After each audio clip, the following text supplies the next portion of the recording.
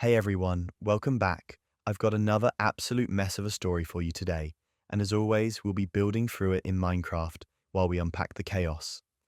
Before we get into it, I just want to pause and say thank you. Every comment, like, and message, just you being here, means more than you probably realize. It's easy to forget there are real people on the other side of the screen, but you make this feel real. I'm genuinely grateful for the support. So let's jump right in. Our first story starts with a high school reunion, a childhood friendship, and one night that set off a chain reaction nobody saw coming. This is the story of someone who hooked up with their childhood friend and watched their entire life implode because of it. I reconnected with Jake at our 10-year high school reunion, and honestly, it felt like no time had passed at all. We'd been inseparable as kids, the kind of friends who had inside jokes that nobody else understood, who spent entire summers riding bikes until the streetlights came on, who knew each other's families better than our own sometimes. But life does what it does. He went to college on the East Coast, I stayed local, and we just drifted. You know how it goes. You promise to stay in touch, and then one day, you realize it's been 5 years since you last spoke. The reunion was at this hotel ballroom downtown, the kind with terrible lighting and a cash bar that charged $15 for a vodka soda. I almost didn't go. I'd been working late that week, and the idea of making small talk with people I barely remembered sounded exhausting. But something told me to show up, and there he was. Jake. Still tall, still had that crooked smile, still laughed at his own jokes before the punchline landed. We gravitated toward each other immediately, like magnets. Spent the whole night catching up, laughing about the ridiculous things we used to do, remembering teachers we hated and parties we snuck out to. It felt easy, comfortable, like coming home. One drink turned into five.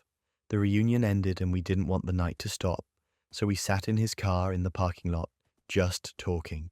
And then talking turned into something else. It wasn't planned, it wasn't some calculated move. It just happened, and in that moment, it felt right. It felt like maybe this was supposed to happen, like the universe had been waiting for us to find our way back to each other. Then morning came. We were sitting in a diner, nursing coffee, and trying to pretend we weren't both slightly hungover, when Jake got this look on his face. Guilty, nervous. He cleared his throat and said he needed to tell me something, and that's when he dropped it. He was engaged, not just engaged to anyone, engaged to my cousin Sarah. I felt like the floor had disappeared beneath me. Sarah, my cousin, the same Sarah I'd grown up with, who I'd shared family vacations with, who used to braid my hair when we were kids. I sat there staring at him, waiting for him to say he was joking, but he wasn't joking. He just kept talking, explaining how they'd met through mutual friends a couple years ago, how he didn't know she was my cousin at first, how he'd wanted to tell me last night but didn't know how.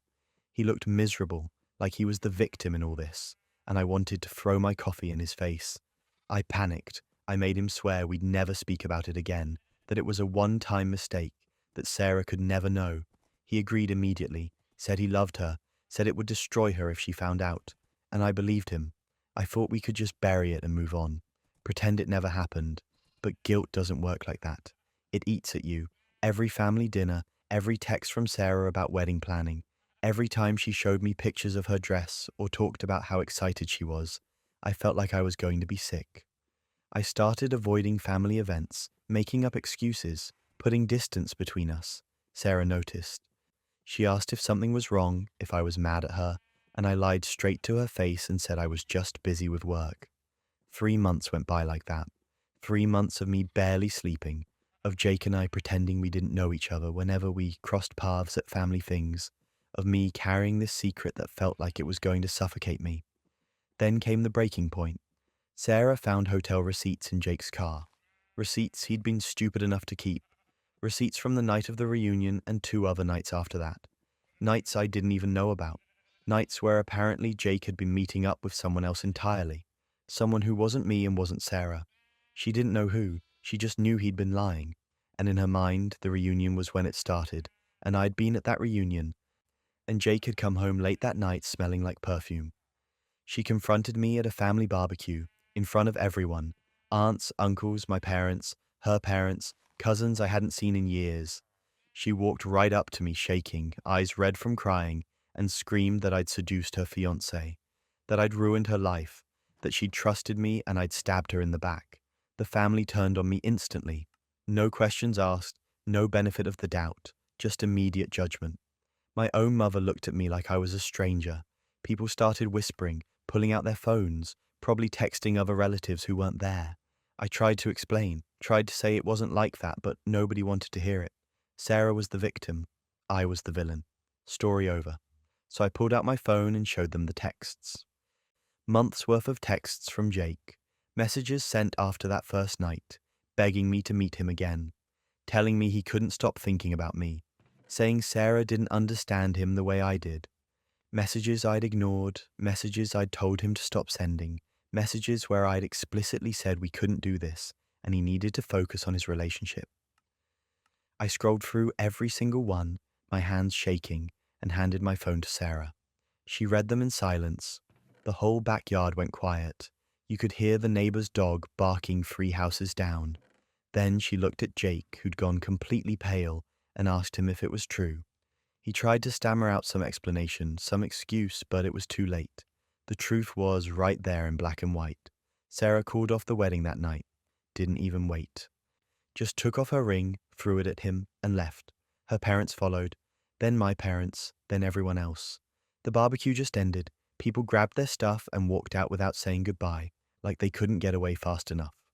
If you've made it this far into the chaos, you're as addicted to Reddit drama as I am. Make sure to subscribe and tell me where you're watching from in the comments. I need to know I'm not suffering through these stories alone. Now, back to the wreckage. Jake's life fell apart after that. Word spread fast. Mutual friends, people from high school, co-workers, everyone found out. He worked in sales, the kind of job where your reputation is everything, and suddenly nobody wanted to do business with him. Clients dropped him. His boss started giving his accounts to other people. He got passed over for a promotion he'd been promised. People he'd known for years stopped answering his calls. He'd built this whole image of himself as the dependable guy, the good guy, the one you could trust, and it all crumbled. And me? Family dinners don't exist anymore. My parents host things and I'm not invited. Sarah won't speak to me, won't even look at me. I tried reaching out, tried apologizing, tried explaining that I didn't know and that I'd cut things off immediately, but she blocked me on everything. Some cousins took her side, some took mine, some just stayed out of it entirely. The family fractured. Holidays are separate now. Weddings and birthdays get divided up like custody arrangements. Jake messages me when he's drunk, at least once a month, sometimes more. Long, rambling messages blaming me for everything he lost. Saying I ruined his career, his relationship, his reputation. Saying if I'd just kept my mouth shut, if I'd just protected him the way he protected me, none of this would have happened. As if I owed him something. As if I was supposed to let Sarah marry a liar just to keep his life comfortable. I don't respond anymore. I used to try, used to defend myself, but there's no point. He doesn't want accountability. He wants a villain, and apparently that's me. The worst part is that I lost Sarah over something I tried to stop. I made one mistake, one terrible judgment call, and I owned it. I tried to do the right thing afterward, but Jake kept going. He kept lying, kept cheating, kept making choices that hurt people, and somehow I'm the one who carries the blame. They thought they could bury this. They thought secrets stay buried if you just don't talk about them.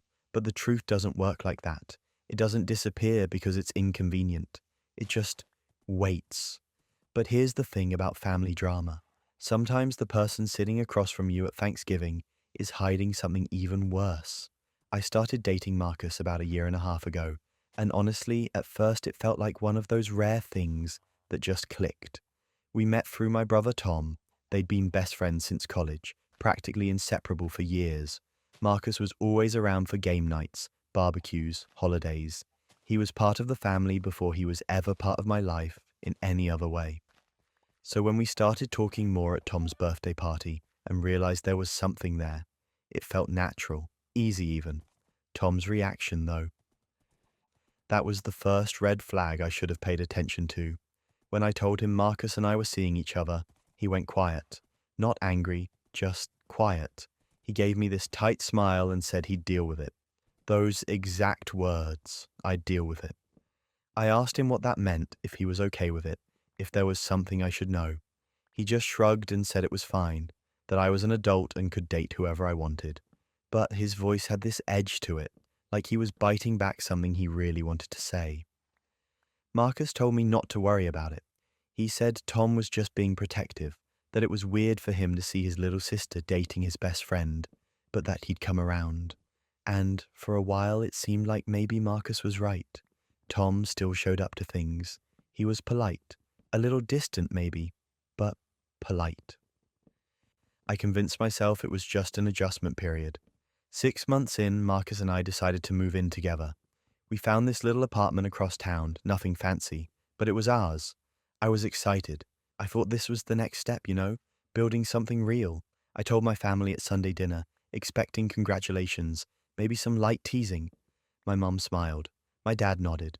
Tom stood up, said he had to go, and left without finishing his plate. That's when things started to unravel. Tom stopped coming to family events. At first, he had excuses. Work was busy. He wasn't feeling well. He had plans. But after a few weeks, the excuses stopped and he just didn't show up. My mum started asking me what was going on, like I had some kind of answer. She'd pull me aside after dinners and say things like, "You need to fix this," or "Your brother is hurting and you're not even trying." I didn't know what I was supposed to fix. I'd tried talking to Tom. I'd texted him, called him, even showed up at his place once. He wouldn't engage. He'd give me one-word answers or just say he was fine and didn't want to talk about it. Marcus kept saying Tom would get over it, that he was being dramatic, that we hadn't done anything wrong, and technically we hadn't. Tom had said it was fine. He'd given his blessing, or at least his reluctant approval. So why did it feel like I was the one being punished? Then came Christmas dinner. My mum had been planning it for weeks, and she made it very clear that both Tom and I were expected to be there. No excuses. I think she thought that forcing us into the same room would somehow fix things, like proximity alone could heal whatever was broken. Tom showed up. So did Marcus and I. The tension was immediate. You could feel it the second we walked in. Tom barely looked at us. He sat on the opposite side of the table, talked to our parents, ignored Marcus completely, and only spoke to me when he absolutely had to.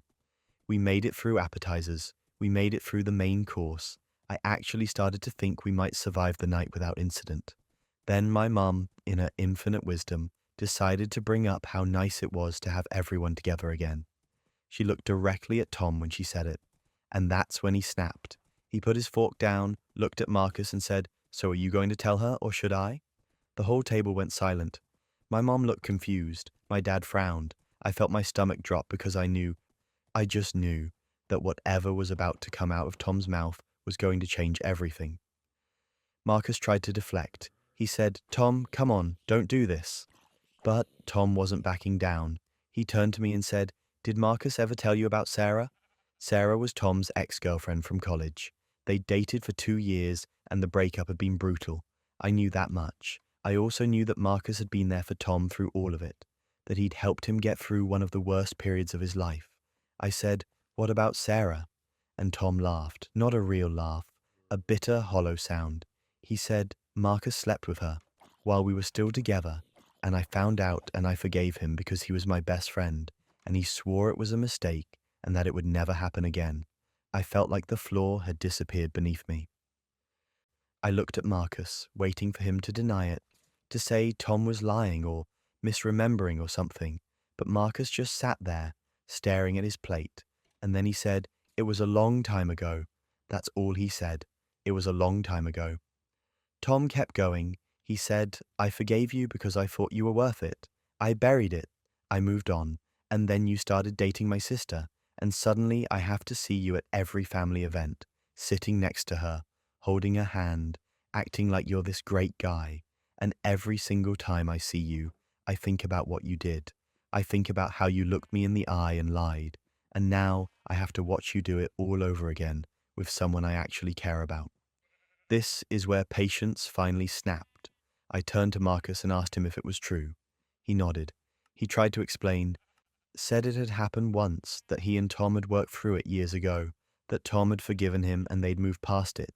He said he didn't think it mattered anymore, that it was ancient history. I asked him why he never told me. He said he didn't think it was relevant. that Tom had said it was fine. I looked at Tom. He was staring at Marcus with this expression I'd never seen before, pure contempt. He said, I said it was fine because I didn't have a choice. You were my best friend.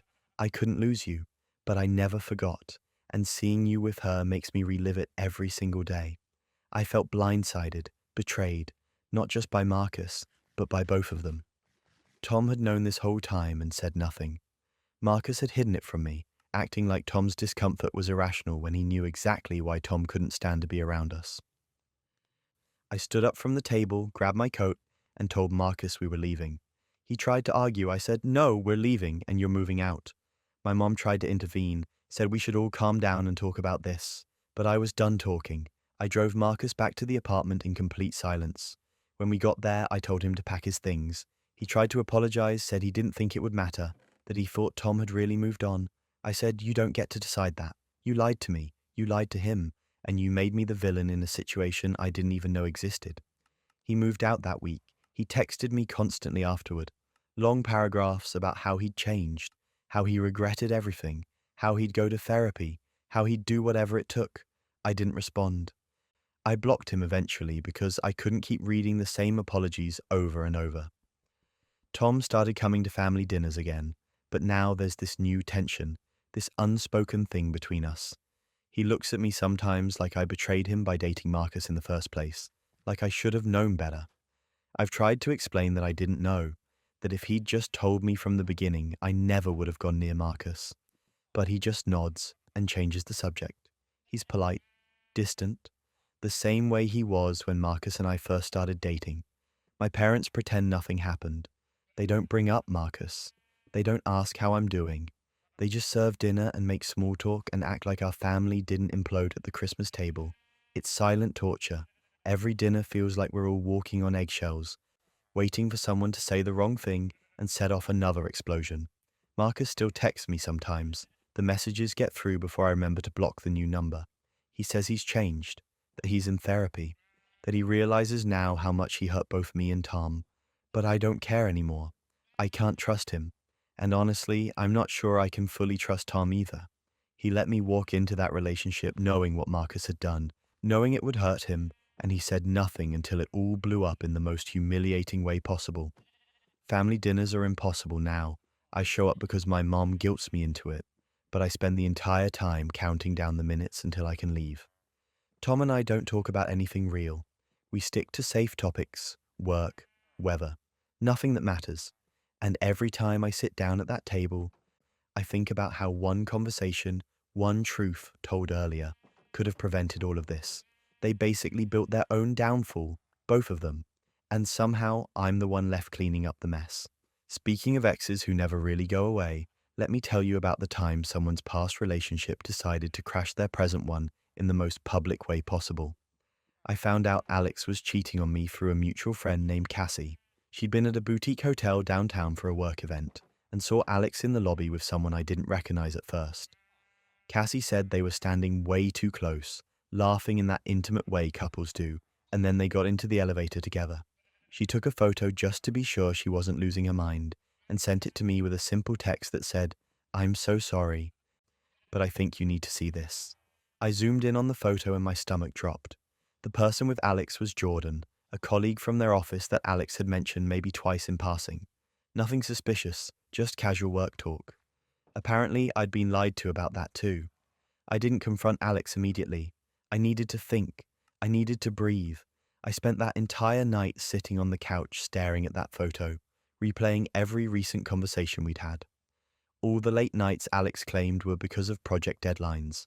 The weekend Alex said they had to go into the office, but came home smelling like expensive cologne I'd never bought. The way Alex had started password protecting their phone a few months back, claiming it was for work security. I felt like an idiot for not seeing it sooner. But that wasn't even the worst part. The next morning, I acted completely normal. I made coffee, asked Alex how they slept, kissed them goodbye like nothing had changed. Alex seemed relieved, maybe even a little smug, like they'd gotten away with something. I waited until they left for work, then I opened my laptop and started digging. I went through our shared credit card statements first. There were charges I'd never noticed before because Alex handled most of the bills. 4 separate transactions at that same boutique hotel over the past 2 months. Dinner reservations at restaurants we'd never been to together. Flowers purchased on dates that weren't my birthday or our anniversary. I screenshot everything. Then I went into our phone plan account and pulled the detailed call logs. Hours of calls to the same number, Jordan's number. At times when Alex told me they were in meetings or working late.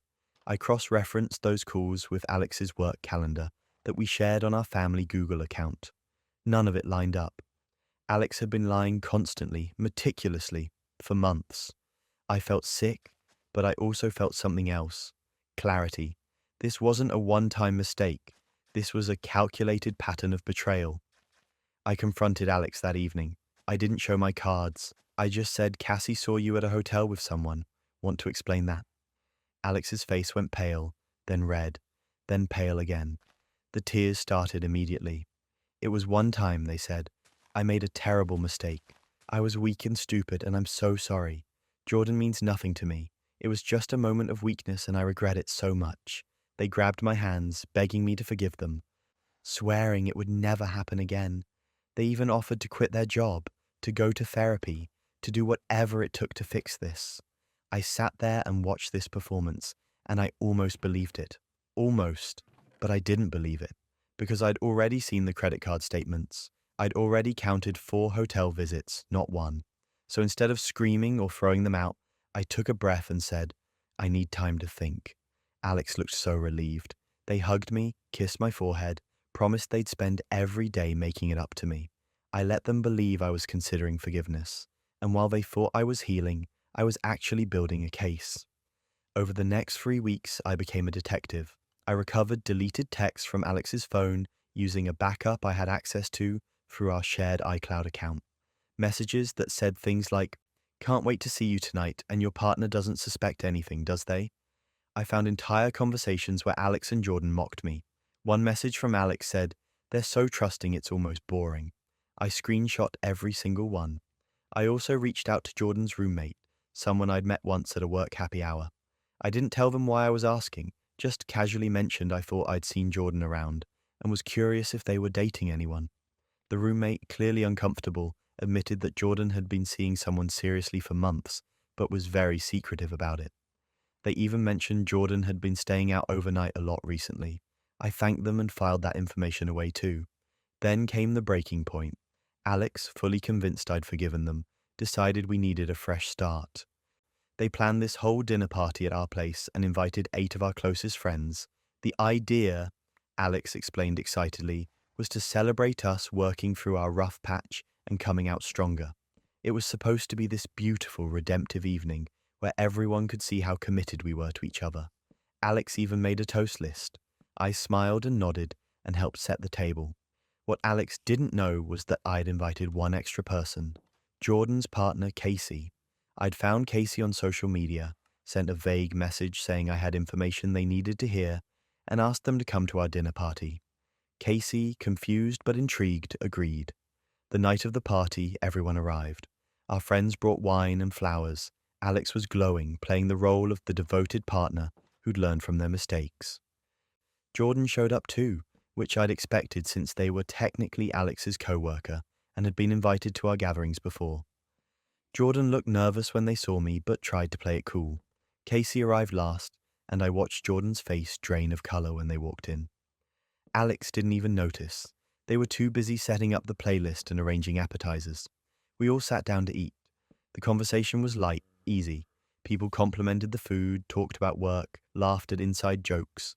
Alex stood up after the main course, glass in hand, ready to give their planned toast about growth and second chances, and how grateful they were for my forgiveness. I stood up too, holding a folder I'd placed under my chair earlier. Alex looked confused but sat back down. I smiled at everyone and said, "Before we celebrate, I think there's something everyone should know." I opened the folder and pulled out a printed timeline. I'd organized everything chronologically. Every hotel visit, every deleted text, every lie Alex had told me about where they were and who they were with. I started reading it aloud, calmly, like I was presenting a work report. September 14th, charged $273 at the Ledger Hotel. Told me you were working late on the Henderson account. September 21st called Jordan's number for 42 minutes at 11:30 p.m. Told me you were on a client call. I kept going. The room went silent. Alex tried to interrupt, stammering something about this being a private matter, but I didn't stop. Jordan tried to stand up and leave. I looked directly at them and said, "Sit down, we're not finished." Casey was staring at Jordan with this look of dawning horror. I pulled out the recovered text messages next and read a few of my favorites. The one where Alex called me boring. The one where Jordan joked about how easy it was to fool both of us. The one where they planned a weekend trip together while I thought Alex was at a work conference. I read them all in the same flat, neutral tone. No yelling, no crying, just facts. Alex finally tried to leave. They pushed their chair back and headed for the door. I stepped in front of it and said, "No, you wanted everyone here to celebrate us, so let's make sure they have the full story." I turned back to the table and said, "And just so we're clear, this wasn't one mistake. This was months of calculated lying, 4 hotel visits, dozens of late-night calls, an entire relationship built behind my back and Casey's back." I looked at Casey and said, "I'm sorry you had to find out this way, but I thought you deserved to know." Casey stood up, looked at Jordan and said, "We're done." Jordan tried to stammer out an excuse, something about it being complicated, but Casey just walked out. Several of our friends followed, shooting disgusted looks at both Alex and Jordan on their way out. One of my closest friends stayed behind long enough to hug me and whisper, "I'm so proud of you." Alex just stood there, frozen, humiliated in front of everyone who mattered to them. Jordan left without saying a word, practically running to their car. After everyone was gone, Alex tried to salvage things. They cried, they begged, they said I'd humiliated them and ruined their reputation. I looked at them and said, "You ruined your own reputation by lying to everyone who trusted you. I didn't humiliate you, I just told the truth. Pack your things and get out." Alex moved out that night, staying with a friend because Jordan wouldn't answer their calls. Turns out being exposed as a liar and a cheat makes you pretty undesirable, even to your affair partner. The fallout was brutal for both of them. Our friend group completely iced Alex out. Jordan's relationship with Casey was over, and Casey made sure everyone in their social circle knew exactly why. Alex tried to do damage control, spinning some story about how I'd blindsided them and taken things out of context. But too many people had been in that room. Too many people had heard the texts, seen the timeline, watched them try to run. The truth had witnesses. It's been 6 months now. Alex has reached out a few times, trying to apologize or explain, or maybe just ease their own guilt. I don't respond. I block them everywhere after the 3rd email. Jordan apparently left their job because the office environment became too hostile once word got around. Casey posted a long Instagram story about recognizing red flags and trusting your gut, and it went semi-viral in our circles. People still talk about that dinner party. I've had friends tell me they think about it whenever they're tempted to let something slide or give someone the benefit of the doubt. I sleep soundly now. Better than I have in years, actually. There's something deeply satisfying about knowing I didn't let myself be played. I didn't accept the fake apology or let Alex rewrite history. I made sure the truth was undeniable, documented, and witnessed. Some people have called me cold-blooded for the way I handled it. Maybe I am, but I'm also free, and I'm not the one who has to live with the shame of what I did. Alex and Jordan built that lie together, and I just made sure everyone could see it for what it was. Now, if you think that was cold-blooded, wait until you hear what happens when workplace credit becomes a full-blown war.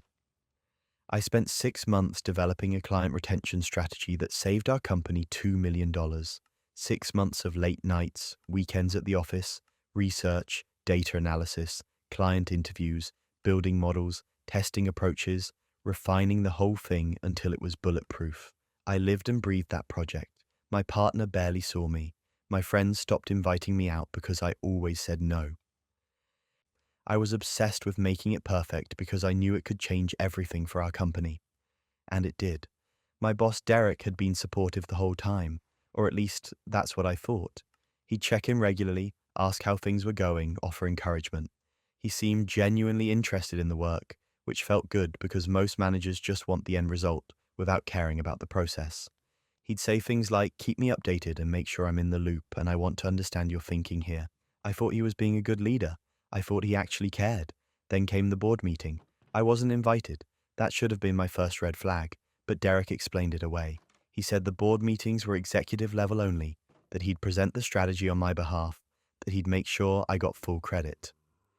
He told me not to worry, that this was going to be huge for my career. I believed him. I actually believed him. The meeting happened on a Thursday. I spent the whole morning anxious, refreshing my email, waiting for some kind of update. Finally, around 2 in the afternoon, Derek came out of the conference room with the biggest smile I'd ever seen on his face. The board loved it, he said. They were incredibly impressed. He shook my hand, patted me on the shoulder, told me I should be proud. I asked when I'd get to present the implementation plan to them directly. He said that wouldn't be necessary. He'd handle it.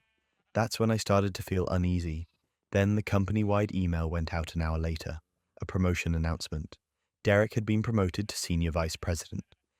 The email praised his innovative thinking and his game-changing client retention strategy that would save the company millions.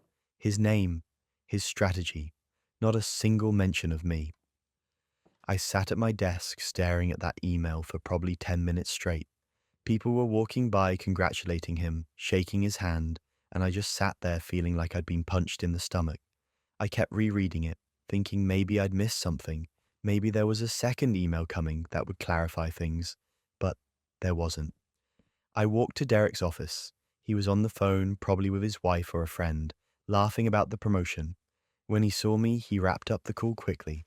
I closed the door behind me and asked him directly what happened. Why wasn't I mentioned? Why did the email say it was his strategy? He gave me this look, like I was being naive. He said that's how these things work at the executive level. He said the board doesn't care about individual contributors, they care about leadership. He said I'd done great work and he appreciated it, but ultimately he was the one who took the risk of presenting it, so he got the credit. He actually said that. He took the risk of presenting my work, so he deserved the credit for it. I asked about my bonus, my promotion, anything. He said we'd talk about it during the next review cycle. Then he checked his watch and said he had another call. Dismissed me from my own conversation. I walked out of there furious, but also kind of numb. You know that feeling where you're so angry you almost can't process it? That's where I was, and here's where it gets absurd. Derek got a $50,000 bonus 2 weeks later. $50,000 for work I did, work he presented as his own. Meanwhile, I got an email from HR about standard annual raises, 3% if I was lucky. I'd saved the company $2 million, and I was being offered a 3% raise. That's when I started documenting everything. I went back through every email I'd ever sent Derek about the project, every update, every draft, every question, every piece of data. I organized them chronologically in a folder with timestamps clearly visible. I pulled drafts of the strategy document that had my name in the file, properties, my initials in the edit history, dates showing I'd created them months before the board meeting. I found Slack messages where Derek had literally asked me for updates on my strategy. Not our strategy, my strategy, his own words. Then I started talking to other people in the department. Casual conversations at first, grabbed coffee with a few co-workers, asked how they were doing, how they felt about leadership, and that's when I discovered I wasn't the first person Derek had done this to. 2 other employees had similar stories. One guy named Marcus had developed an entire training program that Derek presented as his own initiative. Another woman, Jennifer, had created a workflow optimization that saved the company hundreds of thousands in operational costs. Derek's name was on both. They'd both been too afraid to say anything because Derek had implied their jobs would be at risk if they made waves. He'd told Marcus that challenging leadership was a career-limiting move. He'd told Jennifer that she should be grateful to even be included in the process. The audacity is genuinely breathtaking. I asked Marcus and Jennifer if they'd be willing to provide documentation. They were hesitant at first, scared of retaliation, but when I showed them what I'd already compiled, they agreed. We met after work at a coffee shop and put it all together. Emails, messages, files, everything. A clear pattern of Derek taking credit for other people's work over the course of 3 years. I spent a weekend organizing it into a single folder, made it airtight, chronological, undeniable. I wrote a cover email explaining everything, kept it professional but direct, no emotional language, just facts. The subject line was a pattern of theft, Monday morning, I sent it directly to the CEO and the entire board of directors. CCDHR, hit send and felt my heart pounding in my chest. Within an hour, I got called into HR. I thought I was about to be fired. I walked in there preparing myself for the worst, but instead the HR director asked me to walk her through everything. She'd already started reviewing the documents. She asked clarifying questions, took notes, stayed completely neutral. Then she thanked me and said they'd be in touch. I went back to my desk and tried to work, but I couldn't focus. I kept waiting for Derek to come storming over, but he never did. He wasn't even in the office. Apparently, he'd been called into an emergency meeting with the CEO. What happened next? Nobody saw it coming. Derek was fired within 48 hours, didn't even get to clean out his own desk. Security escorted him out. The official reason given to the staff was restructuring, but everyone knew. Word spreads fast in an office. People had seen the emails, heard the whispers. Marcus and Jennifer had apparently been interviewed separately, and their stories matched mine perfectly. The board issued a public apology. Well, public within the company. An all-staff email from the CEO acknowledging that credit had been misattributed, that the client retention strategy was my work, and that the company was committed to recognizing individual contributions moving forward. They offered me Derek's position, senior vice president, his salary, his bonus, his office. I accepted. Marcus got promoted too, so did Jennifer. The three of us basically rebuilt the department culture from the ground up. No more stolen credit, no more taking advantage of people who do the actual work. Everyone gets recognized. Every project has clear ownership. Every win gets shared properly.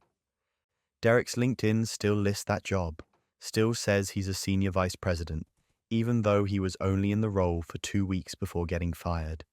His profile says he left to pursue other opportunities. He's been job hunting for 8 months now. I know because a few mutual connections have mentioned it. Apparently he's struggling. Word gets around in our industry. People talk. Reputations follow you. I run the department now, and I make sure everyone gets proper credit. Not because I'm some saint, but because I remember exactly how it feels to watch someone else get praised for your work. I remember sitting in that chair, staring at that promotion email, feeling invisible. They really do hand you the rope sometimes, don't they? Derek built his entire career on stolen work, and the moment someone actually looked closely, the whole thing collapsed. All that effort to climb the ladder, and he couldn't even be bothered to do it honestly. But stolen credit at work is one thing. When family steals your trust and weaponizes your secrets, that's a betrayal that cuts deeper.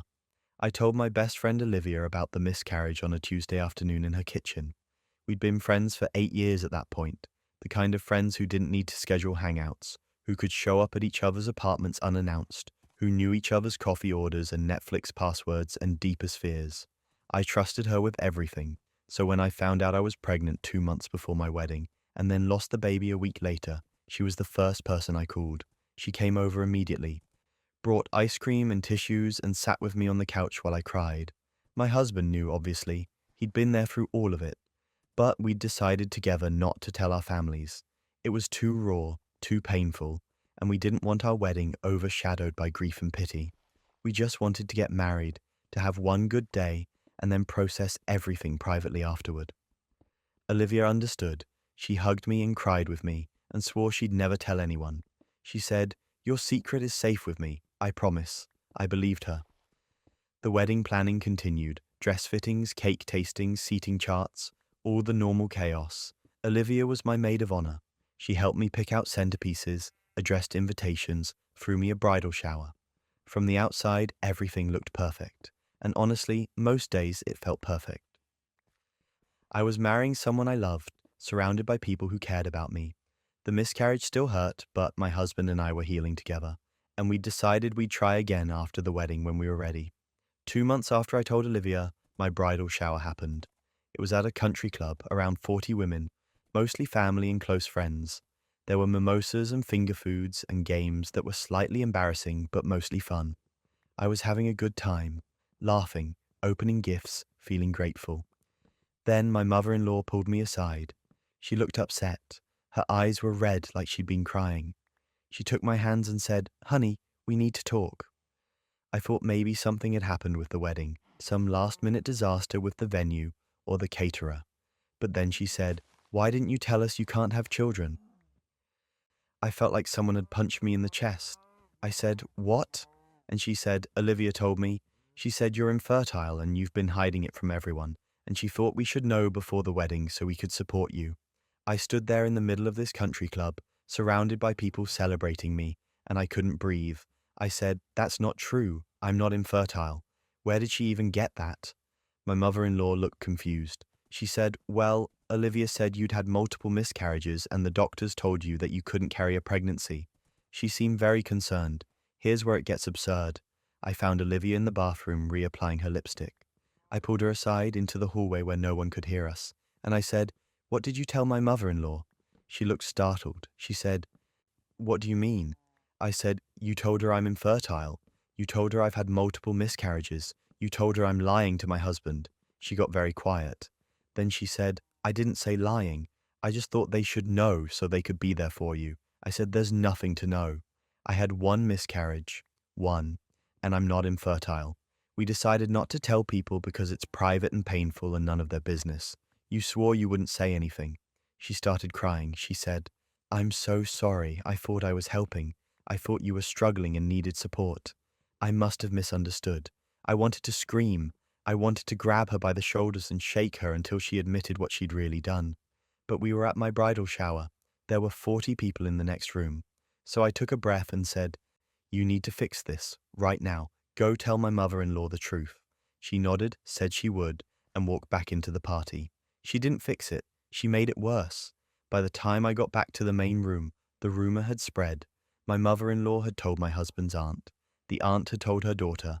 The daughter had texted her friends. Within an hour, both sides of the family were whispering about how I was infertile and hiding it from my fiancé. People started looking at me with pity. One of my cousins asked me if I'd considered adoption. My grandmother pulled me aside and said she'd pray for me. I spent the rest of my bridal shower doing damage control, explaining to person after person that no, I'm not infertile. No, I haven't been lying. No, there's nothing wrong with me. But the more I denied it, the more people seemed to think I was just in denial or embarrassed.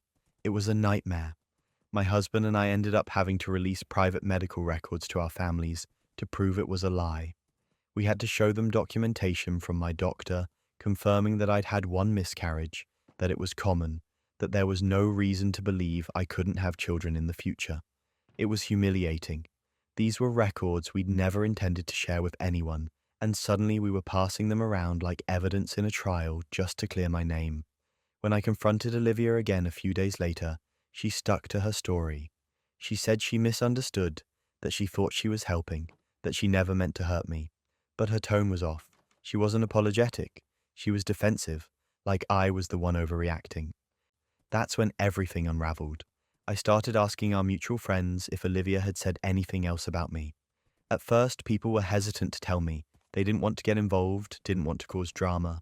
But eventually, one of them cracked. She forwarded me a group chat. Olivia had been talking about me for weeks. She'd told people I was trapping my husband with false hope, that I knew I couldn't have kids but was stringing him along because I didn't want to lose him, that I was selfish and manipulative, that someone needed to warn his family before it was too late. She'd painted herself as the hero, the concerned friend who was just looking out for everyone. I read those messages over and over, trying to make sense of them. This was my best friend, the person I'd trusted more than almost anyone. And she'd been tearing me apart behind my back, twisting my pain into some kind of weapon. I screenshotted everything. Then I sent it to our entire friend group with a single message. "This is what Olivia has been saying about me. I'm done." The response was immediate. People were horrified. Some of them had believed her, had been nodding along when she talked about how worried she was about me, and now they realized they'd been part of a smear campaign. Others had suspected something was off but didn't want to say anything. Olivia tried to defend herself, said the screenshots were taken out of context, that I was twisting her words, but the messages spoke for themselves. She got iced out. People stopped inviting her to things, stopped responding to her texts, stopped defending her when her name came up. She went from being at the center of our social circle to completely on the outside in a matter of days. I cut her off completely, blocked her number, unfriended her on everything, told her she wasn't welcome at my wedding. She sent me emails for a while, Long rambling apologies that didn't actually take responsibility for anything. She kept saying she misunderstood, that she was trying to help, that I was overreacting. I deleted them without reading past the first few lines. The wedding went ahead. It was beautiful, everything I'd hoped for. But there was this shadow over it, this thing that shouldn't have been there. Every time someone from my husband's family congratulated us, I wondered if they were thinking about the rumor, if they still believed some version of it, if they were watching me, waiting to see if I'd get pregnant, judging me if I didn't. Olivia showed up at the venue the day of the wedding. She didn't have an invitation, but she tried to walk in anyway. Security turned her away. I didn't see it happen, but my husband told me later. She'd apparently made a scene, crying, saying she just wanted to apologize, that I was her best friend and she didn't understand why I was shutting her out. The whole thing was so absurd I almost laughed. The betrayal still stings, not because of what she said, but because of how calculated it was. She didn't misunderstand. She knew exactly what she was doing. She took the most vulnerable, painful thing I'd ever shared with her and weaponized it. And for what? Attention? Drama? Some twisted sense of importance? I'll never really know. And honestly, I don't care anymore. She's gone, out of my life completely. And I'm better for it. The truth doesn't disappear just because someone tries to bury it under lies. It just waits for the right moment to surface. And when it does, the people who tried to twist it are the ones left standing in the wreckage. And speaking of people who twist the truth, let me introduce you to someone whose family reunion became a courtroom, and she was the prosecutor. My partner Sam and I had been together for 3 years when we got the invitation to my 15-year high school reunion. I wasn't particularly excited about going. High school wasn't some golden era for me. I had friends, sure, but I also had my share of drama and people I was perfectly fine never seeing again. But Sam was weirdly enthusiastic about it. Kept saying it would be fun to see where I came from, to meet the people who knew me back then. So I agreed. The reunion was at this hotel downtown, the same one they used for prom back in the day, which felt both nostalgic and deeply unoriginal. We showed up fashionably late, did the rounds, made small talk with people whose names I half remembered. It was fine, boring mostly. The kind of event where everyone asks what you do for work and then stops listening halfway through your answer. Then I saw Ethan. Ethan was my ex from senior year. We dated for about 8 months, broke up right before graduation because we were heading to different colleges and hadn't spoken in over a decade. But a few months before the reunion, he'd sent me a friend request on social media. We'd exchanged a few messages, the usual catching up stuff. He told me he was married, had a kid, worked in finance. I told him about Sam, about my job, about life in general. It was casual, friendly. I didn't think much of it. At the reunion, Ethan made a point of coming over to say hi. He was charming, same as he'd always been. He shook Sam's hand, said he'd heard so much about them, asked how we met. Sam lit up talking about our relationship, and Ethan seemed genuinely interested. They clicked immediately, which I thought was nice. I'd introduced my current partner to my ex, and there was no weird tension. That felt like a win. About an hour into the night, I went to grab drinks and noticed Sam and Ethan standing by the bar, talking. Not just talking, talking intensely. Heads close together, body language intimate, in a way that made something in my chest tighten. I watched them for a minute, telling myself I was being paranoid. They were just getting along. That's what I wanted, right?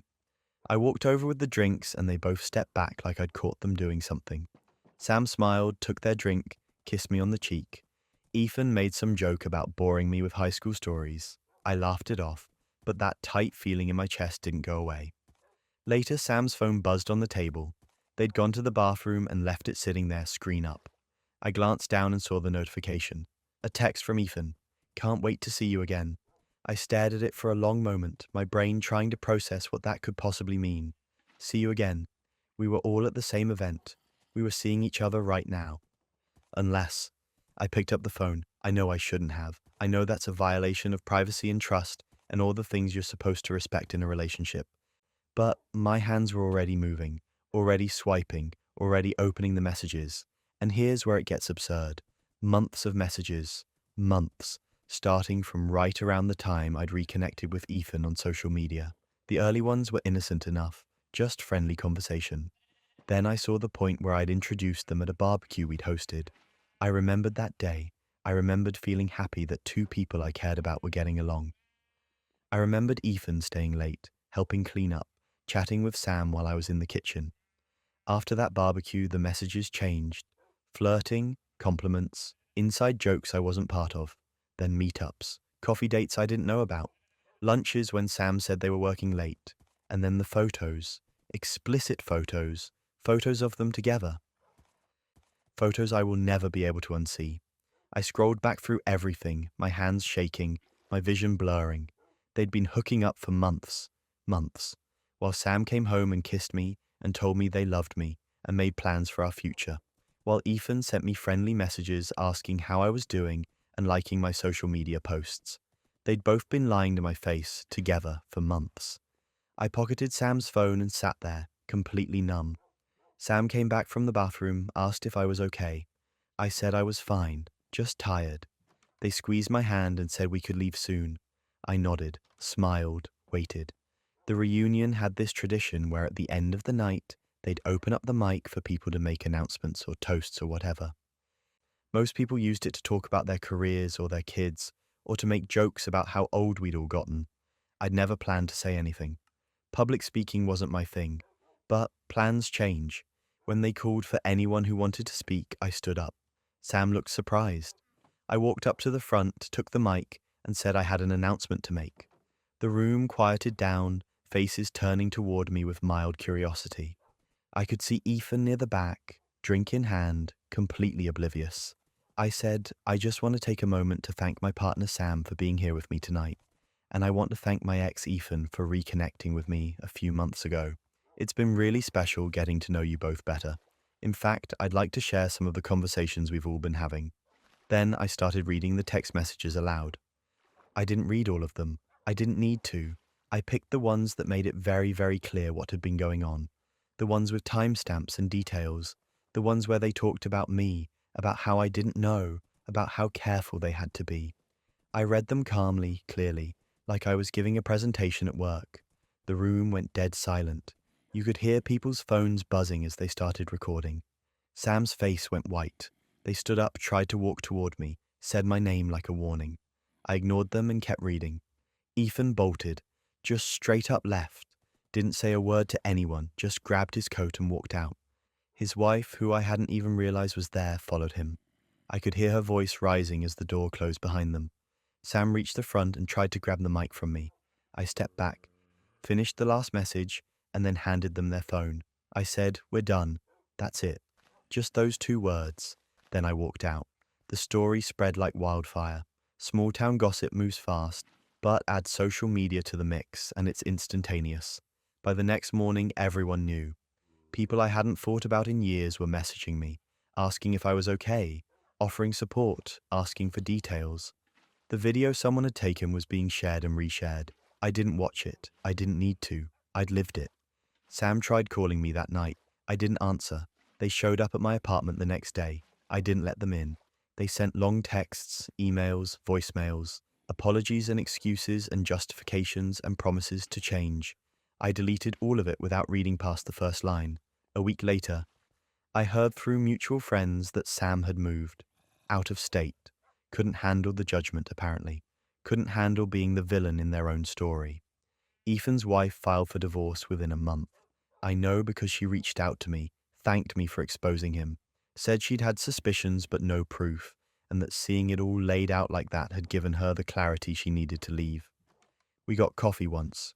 Didn't stay in touch after that, but I hope she's doing okay. People have asked me if I regret it, if I think maybe I went too far, humiliating them like that in front of everyone. And honestly, no. I don't regret it even a little bit. They humiliated me first. They lied to me, betrayed me, made me look like a fool while they carried on behind my back.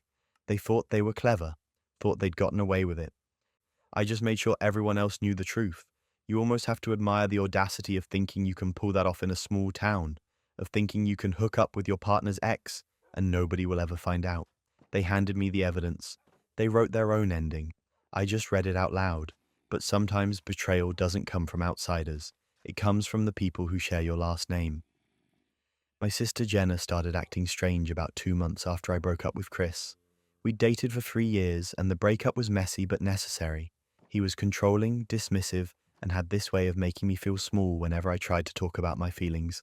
I ended things, cried for a week, and then started the slow process of moving on. Jenna was supportive at first. She'd bring me ice cream, let me vent, told me I deserved better. Then something shifted. She became secretive, constantly on her phone, smiling at the screen in that giddy way people do when they're texting someone new. When I'd ask who she was talking to, she'd get defensive, say it was nobody, or just a friend from work. She stopped wanting to hang out as much, always had somewhere to be, always had an excuse. I figured maybe she'd started dating someone and was just keeping it private until it got serious. I didn't push. I was dealing with my own stuff, and honestly, I was happy she seemed happy. 6 months passed, I was in a better place, finally feeling like myself again. Then one Saturday afternoon, I was meeting a friend at this coffee shop downtown, and I saw them, Jenna and Chris, sitting at a corner table, holding hands across the surface, laughing like they didn't have a care in the world. I froze in the doorway. My friend asked if I was okay, but I couldn't speak. I just stared. Chris saw me first. His face went white. Jenna turned around, and the guilt in her expression told me everything I needed to know. I walked out, didn't confront them, didn't make a scene, just left. I sat in my car shaking, trying to process what I'd just seen. My sister, my little sister who I'd protected our entire lives, who I'd confided in about everything Chris had put me through, was now dating him. The same guy who'd made me feel worthless was now holding her hand like she was the most important person in the world. Jenna showed up at my apartment that night. She didn't knock, just used the spare key I'd given her years ago and walked straight into my living room. She looked terrified. I was sitting on the couch, still in shock, and she immediately started talking. She said they'd run into each other at a mutual friend's party a few months ago, that they'd started talking, realized they had a connection, and it just happened. She swore she hadn't planned it, that she'd fought her feelings for weeks before giving in. Then she said the part that really got me. She begged me not to tell our parents because I'd ruin her happiness. Not that she was sorry, not that she understood how betrayed I felt, just that I'd ruin her happiness if I told anyone. I asked her if she had any idea how messed up this was, dating my ex who she knew had treated me terribly. She got defensive, said that Chris was different with her, that maybe the problem had been me all along, that people grow and change. I felt like I'd been slapped. I told her to leave. She cried, said she loved him, said she hoped I could be happy for her someday. Then she left, taking her spare key with her. I stayed silent.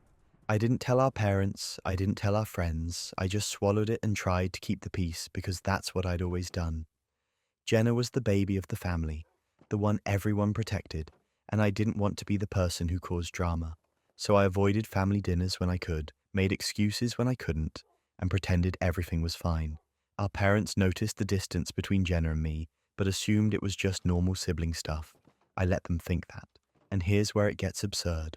4 months later, Jenna called me at 2 a.m, sobbing so hard I could barely understand her. Chris had cheated on her. She'd found messages on his phone from someone he worked with, the same way I'd found messages on his phone 3 years earlier. History repeating itself in the most predictable way possible. She was devastated, completely shattered, saying she didn't understand how he could do this to her. I wanted to scream. I wanted to say, this is exactly who he is. This is what I tried to warn you about. But she was my sister, and she was hurting, so I went over to her place and held her while she cried. We stayed up all night talking. She told me everything, how he'd been distant lately, how she'd had a bad feeling but ignored it, how she'd confronted him and he'd admitted to seeing someone else for weeks. I comforted her. I thought maybe this nightmare could at least bring us closer again, that we could rebuild what we'd lost. I actually believed we were bonding, that we were finally being honest with each other. Then 2 days later, my mum called. She was angry, not concerned, not confused, angry. She said Jenna had told them everything and that she was disappointed in me. I asked what she was talking about. She said Jenna had confessed about dating Chris, but that I'd pushed them together out of spite because I wanted Chris to hurt her the way he'd hurt me, that I'd been secretly encouraging their relationship just so I could watch it fall apart. And now that it had, I was apparently gloating about her heartbreak, rubbing it in her face, saying, "I told you so." None of that was true. Not a single word. I'd done the opposite. I'd stayed silent to protect her. I'd comforted her when he cheated. I hadn't said "I told you so" even once, even though I desperately wanted to. But my mum didn't believe me. Neither did my dad when I tried to explain. Jenna had gotten to them first, spun this whole narrative where I was the villain, and they'd bought it completely. I was labeled the bitter ex who'd manipulated her own sister just for revenge. I didn't speak to any of them for a week. I was too angry, too hurt. Then I remembered the texts. The night Jenna had come to my apartment, she'd texted me beforehand, asking if we could talk, and in those messages she'd admitted everything. That she knew it was wrong, that she was scared I'd hate her, that she was begging me to keep it secret because she didn't want to face the family's judgment. I'd screenshot those texts months ago, some instinct telling me I might need proof someday. Things went from bad to unhinged. I forwarded the screenshots to my parents with no explanation, just the raw evidence. The texts where Jenna admitted she'd been hiding the relationship, the messages where she begged me for secrecy, the ones where she acknowledged how messed up the situation was. I didn't editorialize, I didn't add commentary, I just let her own words speak for themselves. Then I blocked all of them and waited. My mum called from my dad's phone 2 hours later. She apologized, said they'd confronted Jenna and she'd admitted to lying about me, that she'd been so embarrassed and hurt about Chris cheating that she'd lashed out and blamed me instead of taking responsibility for her own choices. My dad got on the phone and apologized too, said they should have asked for my side before jumping to conclusions. They wanted to fix things, to have a family dinner and talk it all through. But the damage was done. They'd believed Jenna's lies without question. They'd assumed the worst of me based on nothing but her word. And even now, their apologies felt more like obligation than genuine remorse. I told them I needed space. They said they understood, but I could hear the disappointment in their voices, like I was the one being difficult by not immediately forgiving them. Jenna and I haven't spoken in 2 years, not a word. We exist in this strange limbo, where we're technically still sisters, but might as well be strangers. I see her at mandatory family events sometimes, Christmas or Thanksgiving, and we're polite but distant. She's never apologized to me directly. Our parents tell me she feels terrible, that she knows she messed up. But she's never actually said those words to my face. I think part of her still believes I should have seen it coming, that I should have warned her more explicitly about Chris, like his behavior was somehow my responsibility to predict. Chris is blocked everywhere. I have no idea what happened to him after he and Jenna broke up, and I don't care. He's a recurring problem that both of us were dumb enough to let into our lives, and the only smart choice left is to pretend he never existed. Family dinners are a minefield now. Everyone tiptoes around certain topics. Nobody mentions relationships or exes or the past in general. My parents have tried a few times to force reconciliation, to get Jenna and me in a room together and make us talk it out, but I've refused. You can't fix something this broken with a single conversation. Trust isn't rebuilt because someone says sorry. It's rebuilt through consistent action over time, and Jenna hasn't put in that work. She threw me under the bus to save herself from embarrassment, and she'd probably do it again if she felt cornered. The whole thing taught me that proximity doesn't equal loyalty. Being family doesn't mean someone won't betray you if it's convenient. And sometimes the person you think you know best is the one capable of surprising you in the worst possible way. Family loyalty is tricky, but nothing tests it quite like discovering someone's been living a double life right under everyone's nose. My brother Ryan told our parents I was destroying my life. He sat them down one evening while I was 3 hours away in the city, working a job I actually liked, and painted this picture of me as some kind of reckless disaster. According to him, I was partying every night, doing drugs, sleeping around, abandoning the faith they'd raised us in. He told them I'd stopped going to church because I didn't care anymore, that I was running from God, that I was spiraling out of control and refusing help. None of it was true, not a single word. I'd moved to the city for a job opportunity about 8 months earlier. Software development position, decent salary, normal adult life. I had an apartment, paid my bills on time, went to work every day like a regular person. The only thing that had changed was that I stopped attending their church, not because I was rebelling or losing my faith, but because I'd found a different community in the city, a church that felt less rigid, less judgmental, more focused on actually helping people than policing behavior. I didn't think it was a big deal. I was still a believer, still living according to my values, just doing it in a way that felt healthier for me. But to my parents, and to Ryan apparently, leaving their specific church meant I was abandoning everything. They'd always been deeply religious, the kind of people whose entire social circle revolved around the church. Every decision filtered through what the pastor thought, what the community would say, whether it aligned with their very narrow interpretation of faith. I loved them, but I'd needed space. The city gave me that. Ryan's lies changed everything. My parents called me on a Thursday night. My mom was crying. My dad sounded angrier than I'd ever heard him. They said they'd heard about what I was doing, that they were ashamed, that they couldn't support someone who was throwing their life away like this. I tried to explain. I said I didn't know what they were talking about, that I was fine, that whoever told them I was partying and doing drugs was lying. But they wouldn't listen. They said Ryan had seen it with his own eyes, that he'd tried to help me and I'd pushed him away, that they couldn't enable my behavior anymore. They cut me off, financially and emotionally. I wasn't in their will anymore. I wasn't welcome at family events. They told extended family not to contact me. My mum said she'd pray for me, but until I came back to God, she couldn't have a relationship with me. Then she hung up. I sat there staring at my phone, trying to process what had just happened. My entire family had disowned me based on lies my brother had told them. I called Ryan. He didn't answer. I texted him asking what the hell he'd said to them. He responded hours later with something vague about how he was worried about me and just wanted to help. I called him a liar. He stopped responding. I was devastated. I'd lost my family overnight, and I had no idea why Ryan would do this. We'd never been super close, but we weren't enemies either. I couldn't figure out what I'd done to make him sabotage me like this. Then, about 3 weeks later, a friend from back home sent me something. Photos. Ryan at a nightclub downtown, arm around a girl I didn't recognize, more photos from different nights, him at a bar, at a concert, always with the same girl, always looking very much not like someone living the strict religious lifestyle our parents demanded. But that wasn't even the worst part. My friend included context. The girl's name was Elena. She wasn't part of our parents' faith, wasn't religious at all actually, and Ryan had been seeing her for almost 2 years, completely in secret, lying to our parents about where he was going, who he was with, what he was doing. He'd built an entire double life. He'd go to church on Sundays, play the devoted son, quote scripture at family dinners, and then sneak off to be with Elena the rest of the week. My friends said everyone in their social circle knew about it. Ryan had made Elena keep the relationship hidden because he was terrified of what our parents would say. He'd told her they wouldn't understand, that they'd disown him, that he needed to keep up appearances until he figured out how to tell them. But he never planned to tell them.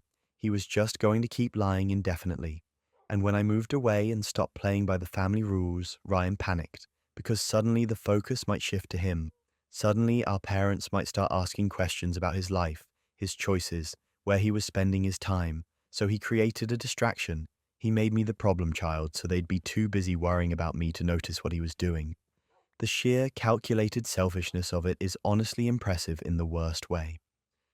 I spent a week debating what to do with this information. Part of me wanted to just cut ties with everyone and move on. But another part of me was furious. I'd lost my family because Ryan needed a scapegoat. I'd been grieving that loss for weeks, crying myself to sleep, questioning everything about myself, wondering if maybe I really had messed up somehow. And it was all based on lies he'd told to cover his own tracks. I decided I was done protecting him. The following Sunday, I drove home unannounced. I knew they'd all be having dinner together after church like they did every week. I walked in without knocking, which startled everyone. My mum looked like she'd seen a ghost. My dad stood up, started to say something about how I wasn't welcome. I cut him off. I said, "We need to talk about Ryan." Ryan's face went pale. He knew. He knew exactly what was about to happen. I pulled out my phone, connected it to their TV, and started playing the photos. Ryan at the club, Ryan at the bar, Ryan with Elena, kissing her, holding her, very clearly in a relationship. I didn't say anything. I just let the images speak for themselves. My parents stared at the screen in complete silence. Then my dad turned to Ryan and said, "What is this?" Ryan stammered something about it not being what it looked like. My mum asked who the girl was. Ryan said she was just a friend. I laughed. I said, "A friend you've been secretly dating for 2 years while lying to everyone about it?" My dad's face was turning red. He asked Ryan if it was true. Ryan tried to deny it at first, but I had too much evidence. Text screenshots, social media posts Elena had made that Ryan was tagged in, hidden from our parents but visible to everyone else. Witnesses who'd seen them together. Then came the breaking point. My mom asked why. Why would he lie? Why would he hide this? And Ryan, in a moment of panic and desperation, said, "Because you would have reacted exactly like this. Because you can't accept anything that doesn't fit your perfect little world. Because I knew you'd disown me just like you disowned her." He pointed at me when he said it. And my dad slowly turned to look at me, then back at Ryan, and he said, "We disowned her because you told us she was on drugs. You told us she'd abandoned her faith. You told us she was destroying her life." Ryan went silent. My mum put it together first. She said, "You lied about your sister to distract us from your own life." Ryan didn't deny it. He just sat there, looking at the floor, caught. The room exploded. My dad started yelling about honesty and integrity and everything they'd taught us. My mum was crying, asking how he could do this to me, to them, to everyone. Ryan tried to defend himself, said he was just scared, that he didn't know what else to do. I didn't stick around to hear the rest. I grabbed my keys and walked out. I sat in my car for a minute, watching through the window as the argument continued inside. Then I drove back to the city. Ryan's girlfriend, Elena, found out about the dinner through mutual friends. She broke up with him 2 days later, not because he'd been caught, but because she realized he'd been ashamed of her the entire time. He'd hidden her away like some dirty secret, and when forced to choose between her and his parents' approval, he'd thrown her under the bus too. She posted about it online, called him a coward, told everyone she was done being someone's hidden backup plan. Ryan tried to reach out to me a few times after that.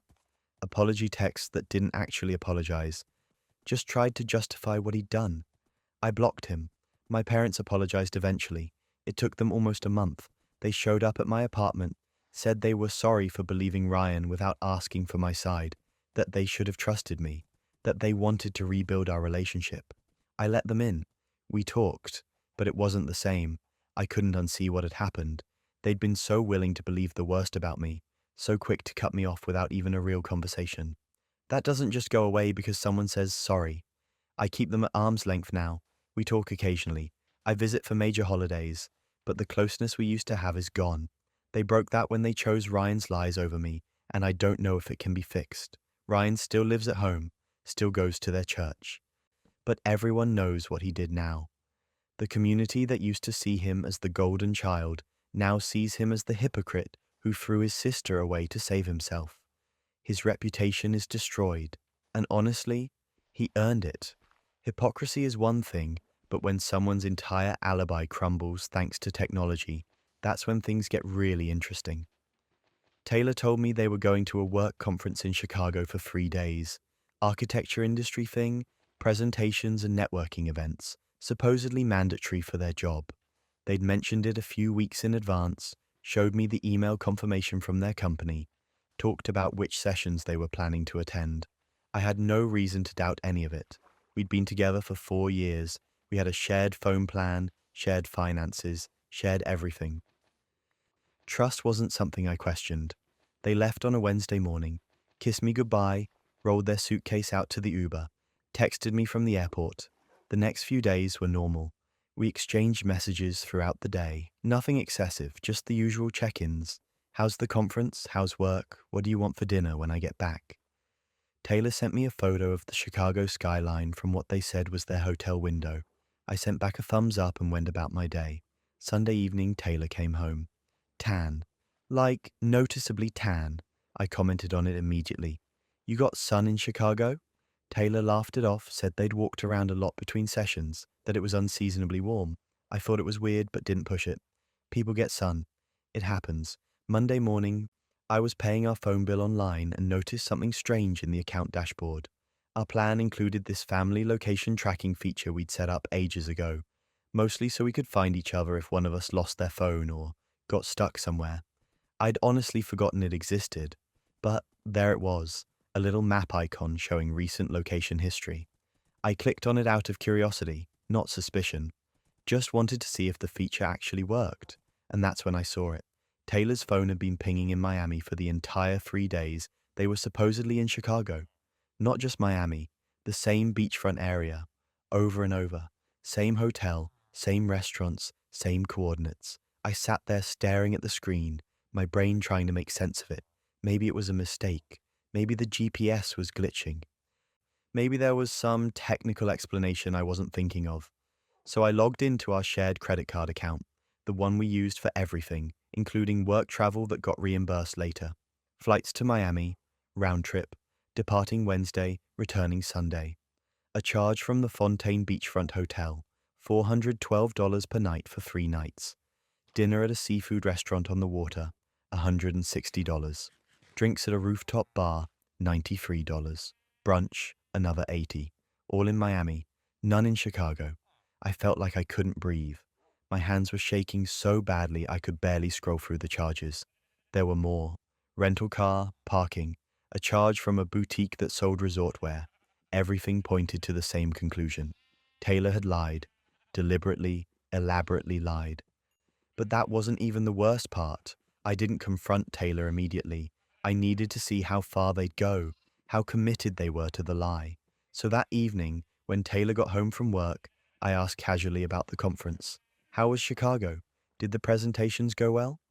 Taylor didn't hesitate, launched into this detailed story about the hotel, the conference center, the keynote speaker who talked about sustainable urban design, described the weather, said it had been cold and windy, typical Chicago spring, mentioned grabbing deep dish pizza with some colleagues one night, even complained about how the hotel bed was uncomfortable and they'd barely slept. Every word was a lie. Smooth, confident, detailed lies. I sat there nodding along, watching someone I'd trusted for 4 years lie directly to my face without a single tell, without a moment of hesitation. I let them finish. Then I stood up, grabbed my laptop from the other room, opened it to the location history map, and turned the screen toward them mid-sentence. Taylor froze, just completely stopped talking. Their eyes went from my face to the screen and back again. I watched the color drain out of their face in real time. I said, "So this is interesting. According to our phone plan, you were in Miami the entire time. Want to explain that?" Taylor stammered something about GPS glitches, about how location services are unreliable, about how it must be some kind of error. I didn't say anything, just pulled up the credit card statement and turned the laptop around again. Flights to Miami, Fontaine Beachfront Hotel. Dinners for 2, all time-stamped, all geotagged, all undeniable. Taylor's face crumpled. They tried a few more deflections, said maybe someone stole their card information, maybe it was fraud. I asked if someone also stole their phone and flew it to Miami while they were in Chicago. No answer to that, and suddenly the whole plan fell apart. Taylor finally admitted it, said they'd gone to Miami to meet up with an ex, someone they'd dated before we got together, someone who'd reached out a few months ago wanting to reconnect. Taylor swore it was just for closure, just to talk through old feelings and put the past to rest. Said nothing physical happened, that they just needed to see this person one last time to move forward with our relationship. I asked if closure typically required 3 nights in a $400 a night beachfront suite, if closure involved expensive dinners and rooftop cocktails and boutique shopping, if closure meant lying to me for weeks, fabricating an entire fake conference, describing Chicago weather and deep dish pizza and hotel beds that didn't exist. Taylor started crying, said they knew it looked bad, but it wasn't what I thought, that they loved me, that this didn't mean anything, that they'd made a mistake, but we could work through it. I said, "You didn't make a mistake. You made dozens of deliberate choices. You booked flights. You reserved a hotel. You lied to my face tonight about where you were and what you did. That's not a mistake. That's a plan." Taylor kept apologizing, reaching for me, begging me to listen. I stepped back and said, "I'm done listening. I'm filing for separation." I meant it. That week, I consulted a lawyer, took screenshots of everything. The location data, the credit card charges, the fake conference email Taylor had apparently created themselves using a template. My lawyer said it was one of the cleaner cases she'd seen. No kids, no shared property beyond some furniture, clear evidence of infidelity. We could move fast. Taylor tried apologizing through mutual friends, sent long emails I didn't read, showed up at my office once and security had to escort them out. They told people I was overreacting, that I'd refused to even hear their side, that I was being cruel and vindictive. Our friends knew better. I'd shown a few of them the evidence. Word spread. Taylor's reputation took a hit. The divorce went through in less than 6 months. Fastest either of our lawyers had seen for a contested case, but there wasn't much to contest. Taylor tried dragging it out, tried arguing about asset division, but eventually their lawyer probably told them they didn't have a leg to stand on. We split things 50-50, and I never had to see them again. 2 weeks after the divorce was finalized, I heard through a mutual friend that Taylor's ex had ghosted them. Apparently, the closure Taylor had been seeking didn't include a long-term reconciliation.